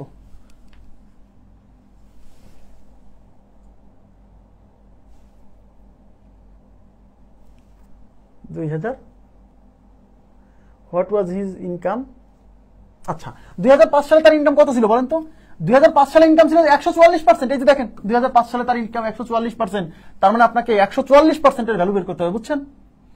2005 সালে তার ইনকাম ছিল 144%, এই যে তার মানে আমাকে 144% ভ্যালু বের করতে হবে। তাহলে অতএব 144% equal to 364,000 into 144 divided by 364। এই 364 দিয়ে এই 364 যাবে একবার, আর এই যে দুইটা শূন্য, 144 দিয়ে এটাকে গুণ করলে 1 আর 144 গুণ করলে 144, আর এই দুইটা শূন্য, এই হলো আমাদের উত্তর। অর্থাৎ 144% ভ্যালু এত।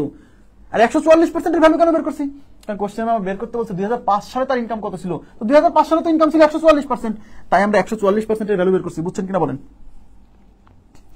হ্যাঁ, মানে আমি আবার বলছি, এই যে ব্যাংকের, এই যে বাংলাদেশ ব্যাংকের এরিতে আসছে, হ্যাঁ, এগুলা কিন্তু মানে একদম সহজ প্রশ্ন না, একটু মাথা খাটাই করতে হবে, হ্যাঁ, নাহলে কিন্তু হবে না। তো এগুলো কোশ্চেন না সলভ করলে তো আপনার ব্রেন খুলবে না।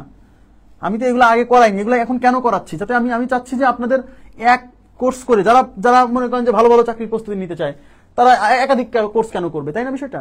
কিন্তু যারা বলে যে ভাই আমার প্রাইমারি নিবন্ধন হইলো, আমার ছোট ছোট চাকরি হইলো, তাদের জন্য আলাদা করে আবার প্রাইমারি নিবন্ধনের ক্লাস করে দিচ্ছি, তারা ওইগুলো করবে, এগুলো করবে না। বা তারা এটা করলেও এই ইংরেজি ম্যাথ গুলো স্কিপ করবে, সমস্যা কি, তাই না?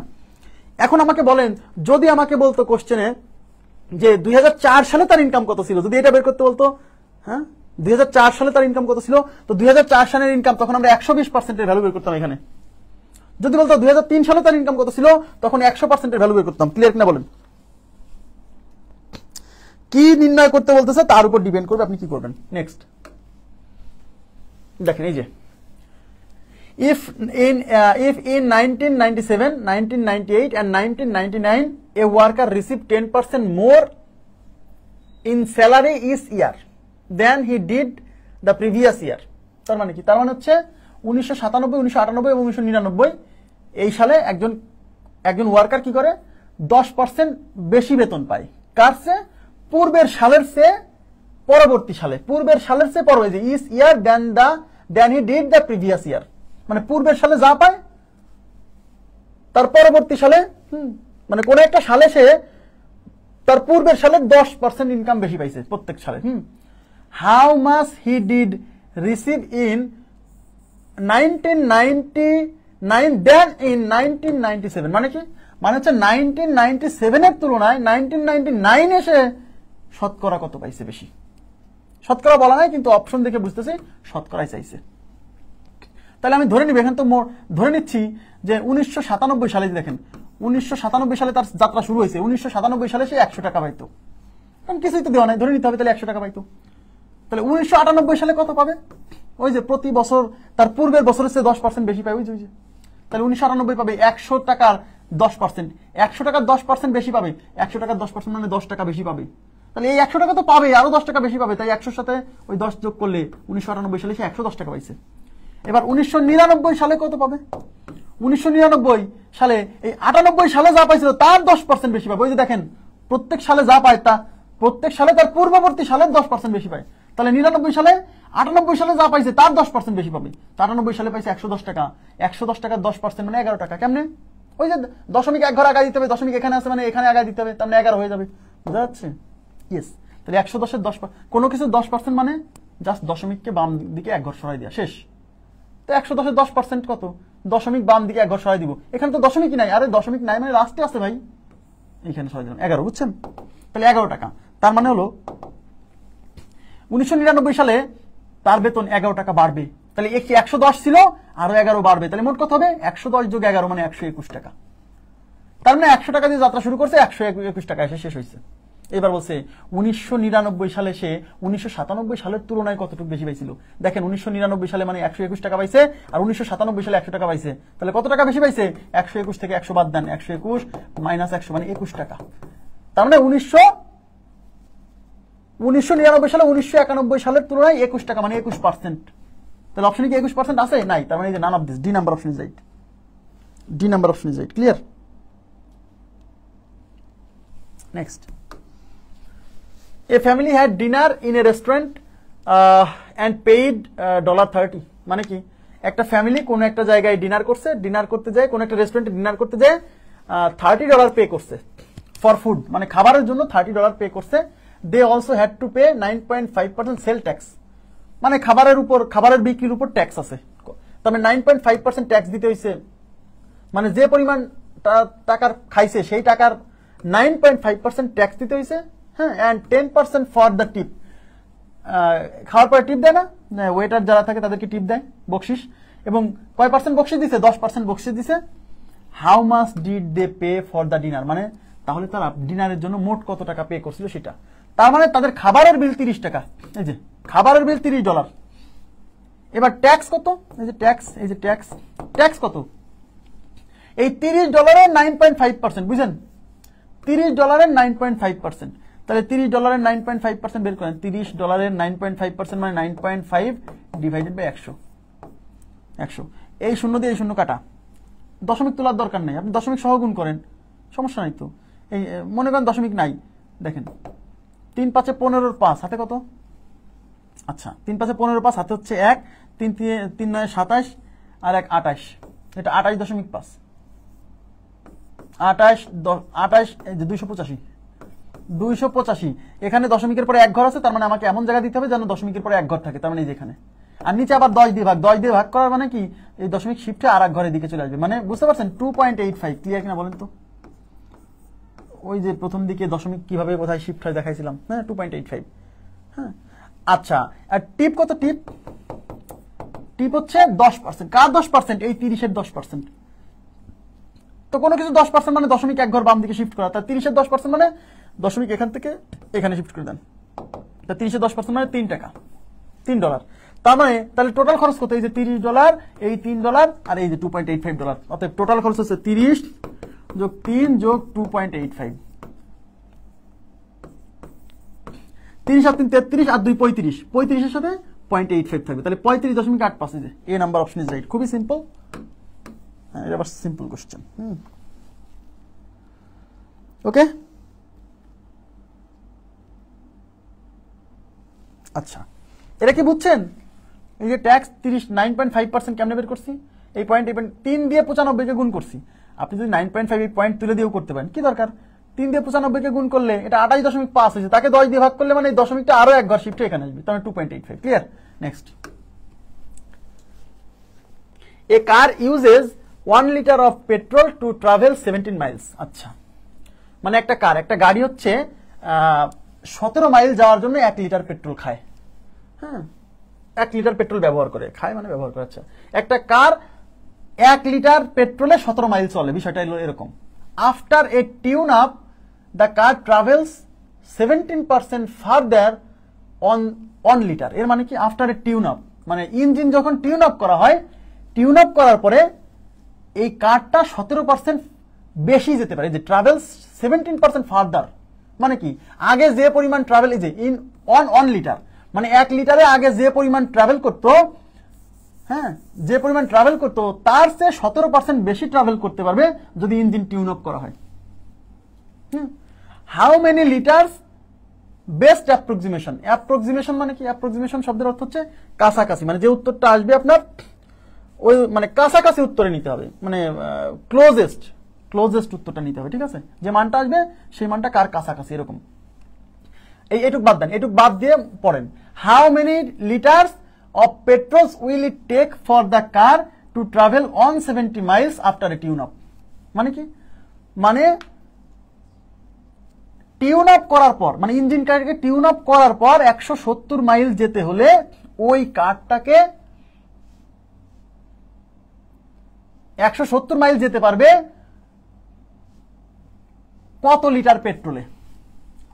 মানে 170 মাইল যেতে তার কত লিটার পেট্রোল লাগবে? ওই যে how many litres of petrol will it take, মানে এটা কত লিটার পেট্রোল লাগবে ফর দ্য কার, মানে ওই কারটার কত লিটার পেট্রোল লাগবে টু ট্রাভেল করতে কত mile? 170 mile after tune up, মানে টিউন আপ করার পরে 170 মাইল ট্রাভেল করতে হলে তার কত লিটার পেট্রোল লাগবে। আচ্ছা, নর্মালি 1 লিটারে যায় কত? 1 লিটারে যায় 70 মাইলস। 1 লিটারে এত যায়, কিন্তু টিউন আপ করার পরে, যেহেতু এখানে বলছে যে 170 মাইল যাবে, টিউন আপ করার পরে, মানে টিউন আপ করার পরে 170 মাইল যেতে কয় লিটার লাগবে? তাহলে আপনাকে অবশ্যই টিউন আপ করার পরে হিসাব করতে হবে। তাহলে নর্মালি যায় হচ্ছে 17 লিটার, বাট ওইটা যদি ইঞ্জিনটাকে টিউন আপ করা হয় সেক্ষেত্রে 17 লিটার বেশি যায়, 17 কিলোমিটার বেশি যায়। 1 লিটারে 17 মাইল যায় নর্মালি, আর ইঞ্জিনটাকে টিউন আপ করলে আরো 17% বেশি দূরত্ব যায়। কার 17%? ওই যে নর্মালি যে দূরত্ব যায় সেই দূরত্বের 17%। তার মানে এই 17 মাইলের 17%। তার মানে টিউন আপ করার পরে এক্সট্রা কতটুকু যাবে? এই 17 মাইলের 17% মানে 17/100। 17 17 289, এই যে 17 স্কয়ার, 17 17 মানে কি 17 স্কয়ার মানে 289, 289 কে 100 দিয়ে ভাগ করলে 2.89। 2.89 আমার কথা কি বুঝছেন? 2.89। তার মানে এক্সট্রা যাচ্ছে 2.89, আর নরমালি তো 17 যায়, তাহলে এক টিউন আপ করার পরে অ্যাকচুয়ালি যাবে কতটুক? এই 17 এর সাথে এটা যোগ করতে হবে, তাহলে 17 প্লাস 2.89 মানে 19.89 মাইল। এইটুক কি বুঝছেন? তার মানে টিউন আপ করার পরে 1 লিটার তেলে 19.89। আচ্ছা, এই 19.89 কে অ্যাপ্রক্সিমেটলি আমি 20 মাইল ধরতে পারি? 20 মাইল ধরতে পারি? পারি কি? অ্যাপ্রক্সিমেট কেন করলাম? ওরা যেহেতু অ্যাপ্রক্সিমেশন করতে বলছিল, আমি এখানে অ্যাপ্রক্সিমেশন করে ফেললাম। মানে ইঞ্জিনটাকে টিউন আপ করার পরে, মানে সোজা কথা, একটা কার 1 লিটার তেলে নরমালি 17 মাইল যায়, বাট ইঞ্জিনটাকে যদি টিউন আপ করি সেক্ষেত্রে 17% বেশি যায়, দূরত্ব 17% বেশি যায়। তো 17% মানে কার 17%? মানে নরমালি যে দূরত্ব যায় তো সেই দূরত্বের 17%। তা নরমালি যায় 17 মাইল, তাহলে 17 মাইলের 17% মানে 17 এর 17% মানে 17/100 অর্থাৎ 2.89। মানে ইঞ্জিনকে যদি আপনি টিউন আপ করেন 1 লিটার তেলে কি হবে? 2.89 বেশি যাবে, মাইল বেশি যাবে। তার মানে 1 লিটার তাহলে এই টিউন আপ করার পরে তাহলে আসলে অ্যাকচুয়ালি কত যাবে? নরমালি যে 17 মাইল যেত সেটা তো যাবেই, আর বেশি যাবে 2.89, অর্থাৎ 1 লিটার তেলে যাবে 19.89। 19.89 কে আমি 20 কি ধরা যায় না? খুব কাছাকাছি না 20-এর? ইয়েস, এই জন্য অ্যাপ্রক্সিমেটলি 20। এইবার বলছে তার মানে সোজা কথা, ইঞ্জিন টিউন আপ করার পরে এই কারটা 20 মাইল করে যাচ্ছে প্রতি লিটারে। তাহলে 170 মাইল যেতে কতটাই? এই যে টিউন আপ করার পরে 170 মাইল যেতে কয় লিটার লাগবে? তাহলে আমি বলবো, এদিকে তাকান, তাহলে প্রতি লিটারে যাচ্ছে কয় মাইল? 20 মাইল। তার মানে আমরা কি বলতে পারি 20 মাইল যেতে লাগতেছে 1 লিটার, তাহলে 1 মাইল যেতে 1/20, আর 170 মাইল যেতে 170 ডিভাইডেড বাই 20। এই 0 0 কাটা, 17/2, 8 দুগুণে 16, আর 1/2 মানে হাফ, মানে 8.5। তার মানে 8.5 লিটার লাগবে। বুঝছেন কিনা বলেন?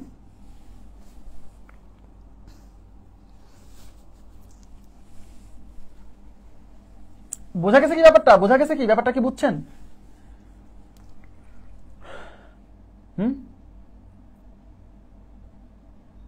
এ তো ঐকিক নিয়ম করা লাগে না ভাই, এটা কি ঐকিক নিয়ম করা লাগে? দেখেন 1 লিটারে যায় 20 মাইল, তাহলে তার মানে 20 মাইল যদি 1 লিটার যায়, তাহলে 170 মাইল যেতে কয় লিটার লাগবে? তাহলে 170 মাইল যেতে, তাহলে টোটাল ডিস্টেন্স 170 মাইল, আর 1 লিটারে যায় 20 মাইল, তাহলে টোটাল ডিস্টেন্সকে 1 লিটারে যতটুকু যায় সেটা দিয়ে ভাগ করলে কত লিটার লাগবে সেটা পাবো না? ইয়েস, এটা কাটা, তাহলে 8.5 লিটার। বুঝছেন কি?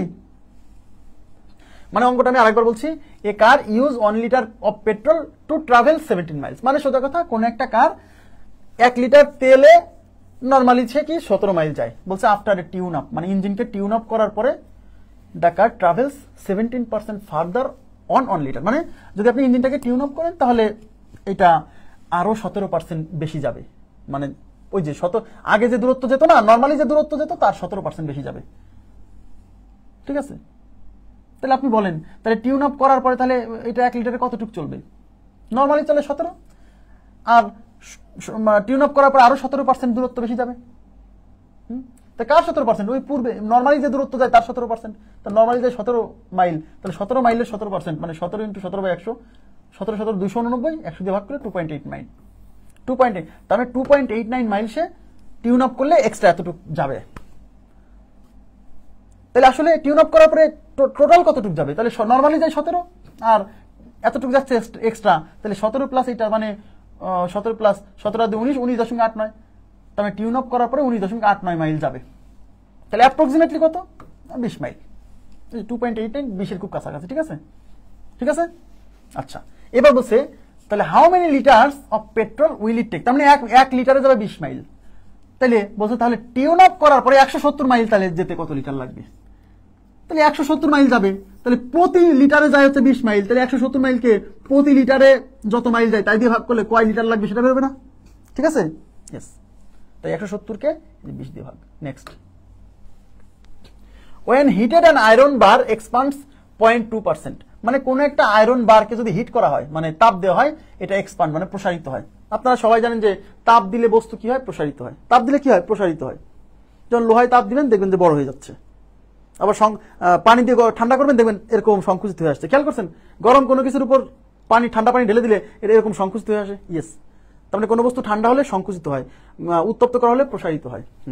তাহলে বলছে হোয়েন হিটেড অ্যান আয়রন বার, মানে কোনো একটা আয়রন বারকে যখন হিট করা হয়, তো মানে তাপ দেওয়া হয়, তখন এটা 0.2% এক্সপান্ড হয়, প্রসারিত হয়।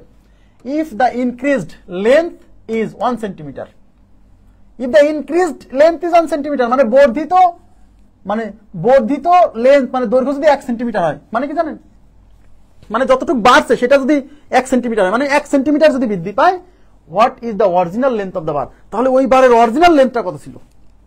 If the increased length is 1 centimetre, মানে এই যে বাড়লো, তাপ দেওয়ার পরে যে বাড়লো, এটা যদি 1 সেন্টিমিটার হয়, মানে বর্ধিত অংশটুকু যদি 1 সেন্টিমিটার হয়, তাহলে অ্যাকচুয়াল লেন্থ কত ছিল।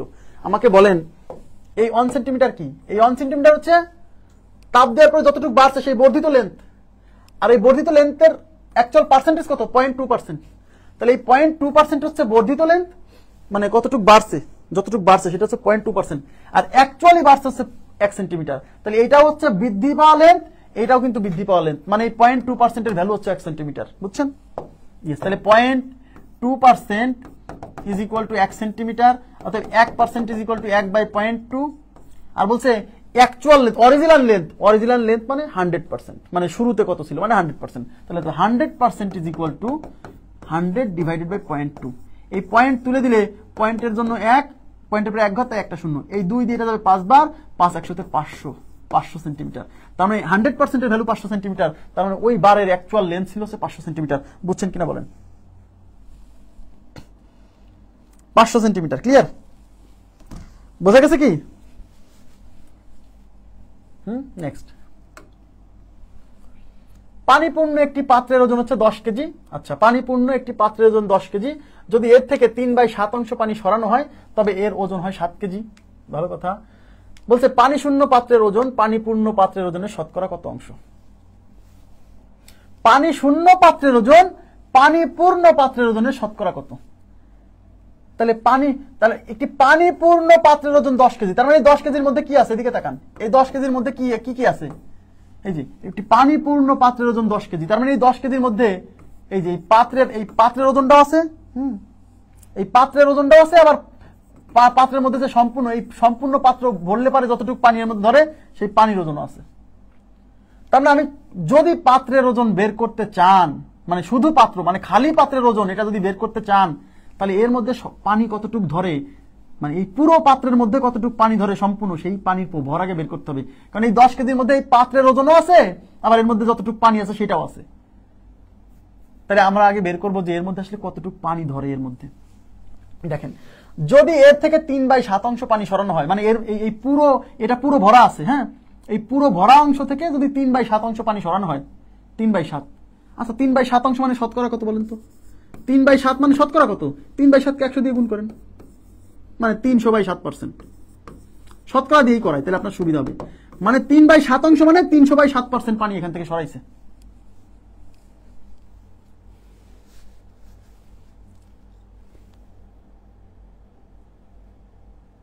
আচ্ছা, 300/7% পানি সরাইছে। এই 300/7% পানি সরানোর পরে তবে এর ওজন হয় 7 কেজি। তবে এর ওজন হয় 7 কেজি। এই 7 কেজি কার ওজন? মানে এখান থেকে এতখানি পানি সরানোর পরে এর মধ্যে যে পানি আছে আর এই পাত্র মিলে তার ওজন 7 কেজি। তাহলে আমি কি বলতে পারি? এদিকে তাকান, এদিকে এবার মনোযোগ দেন, খুব গভীর মনোযোগ দিতে হবে। তাহলে পানিপূর্ণ পাত্রের ওজন ছিল 10 কেজি, এই পাত্র থেকে আমি পানি সরাইছি এতখানি, এর ফলে পানি সরানোর পরে এই জিনিসটার ওজন হয়েছে 7 কেজি। তাহলে আপনারা বলেন, এখানে মোট ছিল 10 কেজি, এখান থেকে কিছু পানি সরাই দিছি, এখন এটার ওজন হয়েছে 7 কেজি। এর মানে কি? এর মানে কি এটা বোঝায় না যে এখান থেকে 3 কেজি পানি সরানো হয়েছে? এটা বোঝা যায় কিনা বলেন? কারণ এই পানিপূর্ণ, এর মধ্যে সম্পূর্ণ পানি ভরে আছে এবং এই পাত্র সহ এর ওজন ছিল 10 কেজি। এখন এখান থেকে কিছু সরাই দিছি, কতটুকু সরাইছি? এই যে এতটুকু সরানোর পরে এর ওজন হয়েছে 7 কেজি। এর মানে বুঝতে হবে 10 কেজি ছিল, হয়ে গেছে 7 কেজি, মানে এখান থেকে সরাইছি 3 কেজি। ইয়েস, তাহলে এখান থেকে সরাইছি 3 কেজি আর এখান থেকে সরাইছি এত পার্সেন্ট। তাহলে পার্সেন্টেজে সরাইছি এতখানি আর অ্যাকচুয়ালি সরাইছি 3 কেজি। তার মানে এই ভ্যালুটা আসলে 3 কেজি বোঝাচ্ছে, বুঝছেন? ইয়েস, তাই 300/7% ইজ ইকুয়াল টু 3 কেজি। দেখেন 300/7% এর ভ্যালু কত? 3 কেজি। তাহলে 1% এর ভ্যালু কত? এই যে 3/300/7, এদিকে তাকান, অতএব 1% ভ্যালু কেমনে বের করবেন? 3 ডিভাইডেড বাই 300/7, উল্টে 7 চলে যাবে উপরে, 300 আসবে নিচে, মানে 3 গুণ 7/300। অতএব আমি জানতে চাচ্ছি যে আসলে এর ভেতর সম্পূর্ণ পানি কত। সম্পূর্ণ পানি মানে কি 100% না? ইয়েস, তাহলে 100% ইজ ইকুয়াল টু 3 গুণ 7 ইন্টু 100 ডিভাইডেড বাই 300। এই দুইটা শূন্য কাটা, এটা কাটা, উত্তর হচ্ছে 7 কেজি। না, উত্তর না, মানে 7 কেজি। মানে কি বুঝছেন? 100% এর ভ্যালু হচ্ছে 7 কেজি। এই 100% বলতে কি বোঝাচ্ছে? এই 100% বলতে বোঝাচ্ছে এর মধ্যে 100% পানি। তার মানে এর মধ্যে যে 100% পানি আছে তার ওজন 7 কেজি। হ্যাঁ, তার মানে এটা সম্পূর্ণ যখন ভরা থাকে, মানে এর মধ্যে 7 কেজি পানি ধরে। এই যে 100% পানি, এটা মানে কিন্তু ওটা সহ না, মানে শুধু পানি। কারণ এই যে এখান থেকে যে 3 কেজি পানি সরাইছিলাম, এই 3 কেজি পানি মানে এত পার্সেন্ট, তাহলে এত পার্সেন্ট মানে 3 কেজি পানি, তাহলে 100% পানি মানে কত? 7 কেজি পানি। তার মানে এর মধ্যে সম্পূর্ণটা যখন ভরে থাকে, এর মধ্যে 7 কেজি পানি থাকে। তাহলে এটা সম্পূর্ণ মানে পাত্র সহ পানি সহ যদি 10 কেজি ভর হয়, আর এর মধ্যে যদি 7 কেজি পানি ধরে, তাহলে এই পাত্রের ওজন কয় কেজি? 3 কেজি। এবার বুঝছেন? এবার তাহলে পাত্রের ওজন 10 মাইনাস 7 ইকুয়াল টু 3 কেজি। ব্যাস, তাহলে পাত্রের ওজন 3 কেজি। এখন আমাদের কি বলতে? তাহলে এই যে পানি শূন্য পাত্রের ওজন, পানি পূর্ণর পাত্রের ওজনের শতকরা কত অংশ, এটা বের করতে বলছে। তাহলে কিসের শতকরা চাইছে? পানি শূন্য পাত্রের ওজনের শতকরা। কার সাপেক্ষে? পানি পূর্ণ পাত্রের ওজনের সাপেক্ষে। দেখেন, পানি শূন্য পাত্রের ওজন, পানি পূর্ণ পাত্রের ওজনের শতকরা কত? তাহলে কিসের শতকরা চাইছে? পানি শূন্য পাত্রের ওজনের শতকরা। কার সাপেক্ষে? পানি পূর্ণ পাত্রের ওজনের সাপেক্ষে। তাহলে যার শতকরা চাইবে সেটা উপরে। কিসের শতকরা চাইছে? পানি শূন্য পাত্রের ওজনের শতকরা। পানি শূন্য পাত্রের ওজন মানে 3 কেজি, এটা যাবে উপরে। কার সাপেক্ষে? পানি পূর্ণ পাত্রের ওজনের সাপেক্ষে। পানি পূর্ণ পাত্রের ওজনের মানে 10 কেজির সাপেক্ষে। আর শতকরার জন্য 100 দিয়ে গুণ। হ্যাঁ, এই শূন্য শূন্য কাটা, উত্তর হচ্ছে 3 10 30%। বুঝছেন কিনা বলেন তো? এটা কি বুঝছেন? কাইন্ডলি একটু বলেন তো, এটা কি বুঝলেন? এই যে এটা বুঝছেন? এই মান বের করা বুঝছেন কিনা? শোনেন, আপনার পানি শূন্য পাত্রের ওজন, পানি পূর্ণ পাত্রের ওজনের শতকরা কত, এটা যদি বের করতে চান, তাহলে পানি শূন্য পাত্রের ওজনটা জানতে হবে না? তো পানি শূন্য পাত্রের ওজন কেমনে জানবেন? আপনি পানি পূর্ণ পাত্রের ওজন জানেন, তাহলে পানি পূর্ণ পাত্রের ওজন 10 কেজি। তার মানে 10 কেজির মধ্যে কি আছে? পানির ওজন আছে আর পাত্রের ওজন আছে। তাহলে কোনোভাবে যদি আমি বের করতে পারি যে ওই পাত্রের মধ্যে কয় কেজি পানি আছে, তাহলেই তো ওই পাত্র আর পানি মিলে যে কয় কেজি, সেখান থেকে পানির ওজনটা বাদ দিলেই তো পাত্রের ওজন পাবো। এই জন্য কিন্তু আমরা বের করতেছিলাম যে পাত্রের মধ্যে কত কেজি পানি আছে, আগে সেটা বের করি। হ্যাঁ, এই যে বোঝা গেছে কি ব্যাপারটা? এইখানে বুঝতে হবে যে এই যে এখান থেকে 3/7 অংশ পানি সরানো হয়, তবে মানে একটা পানিপূর্ণ পাত্রের ওজন 10 কেজি। আমি কি বুঝাবো আর একবার? দেখেন, পাত্রের ওজনটা বের করাটা হলো গুরুত্বপূর্ণ। হ্যাঁ, দেখেন, পানিপূর্ণ পাত্রের ওজন 10 কেজি। তার মানে এই যে এটার ওজন 10 কেজি। এই 10 কেজি কি? এর মধ্যে পানি আছে প্লাস পাত্র, মানে সম্পূর্ণ পাত্র ভরা পানি, এই টোটালটা 10 কেজি। এখান থেকে 3/7 অংশ সরাইছে। 3/7 অংশ, যেহেতু অংশকে শতকরা করতে সুবিধা, আমাদের শতকরা করে অভ্যস্ত, তার মানে 300/7%। তার মানে 300/7% পানি সরাই দিছি, এতে ওর ওজন হয়ে গেছে 7 কেজি। তাহলে পাত্র প্লাস পানি মিলে ছিল 10 কেজি, এখান থেকে কিছু পানি সরাই দিছি, এতে এই পাত্র প্লাস পানি মিলে 7 কেজি হয়ে গেছে। তার মানে এখান থেকে 3 কেজি সরে গেছে। তা সরছে কি? পানি। তার মানে এই যে এত পার্সেন্ট যে পানি সরাইছি, সেই পানি আসলে 3 কেজি পানি। তো এত পার্সেন্ট ইকুয়াল টু 3 কেজি পানি, 300/7% ইজ ইকুয়াল টু 3 কেজি পানি। 1% ইকুয়াল টু কত? অর্থাৎ 100% পানি ইকুয়াল টু কত? তো 100% পানি ইকুয়াল টু হয়েছিল 7 কেজি। 100% পানি মানে এর মধ্যে সম্পূর্ণ পানি, তাহলে 100% পানি মানে 7 কেজি। তার মানে এর মধ্যে যে পানি আছে সম্পূর্ণ ভরে, সেটা 7 কেজি। এই পাত্র আর পানি মিলে মোট 10 কেজি, আর এর মধ্যে পানি আছে 7 কেজি। তাহলে পাত্র কয় কেজি? 10 কেজি থেকে 7 কেজি বাদ দিলে 3 কেজি হলো পাত্রের ভর। কোশ্চেনে চাইছে এই পানি শূন্য পাত্রের ওজন, পানি পূর্ণ পাত্রের ওজনের শতকরা কত। তাহলে পানি শূন্য পাত্রের ওজনের শতকরা চাইছে পানি পূর্ণ পাত্রের ওজনের সাপেক্ষে। তাহলে যার শতকরা চাইছে সে উপরে। কিসের শতকরা চাইছে? পানি শূন্য পাত্রের ওজনের শতকরা। তাই পানি শূন্য পাত্রের ওজন উপরে যাবে। কার সাপেক্ষে? পানি পূর্ণ পাত্রের ওজনের সাপেক্ষে, মানে 10 কেজির সাপেক্ষে। শতকরার জন্য 100 দিয়ে গুণ। খুবই সিম্পল, 30%। তাহলে উত্তর হচ্ছে 30%। ক্লিয়ার? ক্লাসের নোটের প্রিন্ট কপি 300/7% ইকুয়াল টু 3। আচ্ছা, ফারহানা আলম আনাম দিলা, আপনি কি বুঝছেন? এবার বুঝছেন আপু? এই যে পরে যে বুঝালাম, এটা কি বুঝছেন? না, প্রিন্টেড কপি ক্লাস নোটের পাওয়া যাবে না। কারণ পাওয়া যাবে না কেন? কারণ প্রিন্টেড ক্লাস নোট তো সব আমার কাছে রেডি নাই। ক্লাস নোট তো প্রতিদিন ক্লাস হয় আর নোট করা হয়, রেডি থাকলে পরে না হয় দেওয়া যেত। এই ফারহানা আলম দিলা, আপনি কি বুঝছেন? এটা বুঝছেন আপু? এই এখন বুঝছেন যে 300/7% কেন 3 কেজি? কারণ এখান থেকে যে পানি সরাইছেন, সেই সরানো পানি কি 3/7 অংশ না? 3/7 মানে 300/7%, 100 দ্বিগুণ করছি। তার মানে এখান থেকে সরাইছেন আপনি 300/7% পানি। এই বুঝছেন কি? প্লিজ কাইন্ডলি রেসপন্স করেন। আসলে 300/7% কেন 3 কেজি? কারণ এই পানিপূর্ণ পাত্রের ওজন ছিল 10 কেজি, এখান থেকে এইটুক সরানোর পরে এইটার ওজন হয়ে গেছে 7 কেজি। তাহলে এখান থেকে সরছে কয় কেজি? 10 কেজি থেকে 7 কেজি বাদ দেন, 3 কেজি। ওই যে 3 কেজি সরলো, ওই 3 কেজি কি? ওইটাই তো পানি। ঠিক আছে, তো এই 183 পর্যন্তই রাখবো, আজকের মতো এই পর্যন্তই রাখবো। মাথা গরম হয়ে গেছে আমি বুঝতেছি। হ্যাঁ, তো ঠিক আছে, আগামীকাল ইনশাআল্লাহ এই চ্যাপ্টার ক্লোজড চেষ্টা করব। হ্যাঁ, তো আজকের মতো এই পর্যন্ত রাখছি। ভালো থাকবেন সবাই, আল্লাহ হাফেজ, শুভরাত্রি।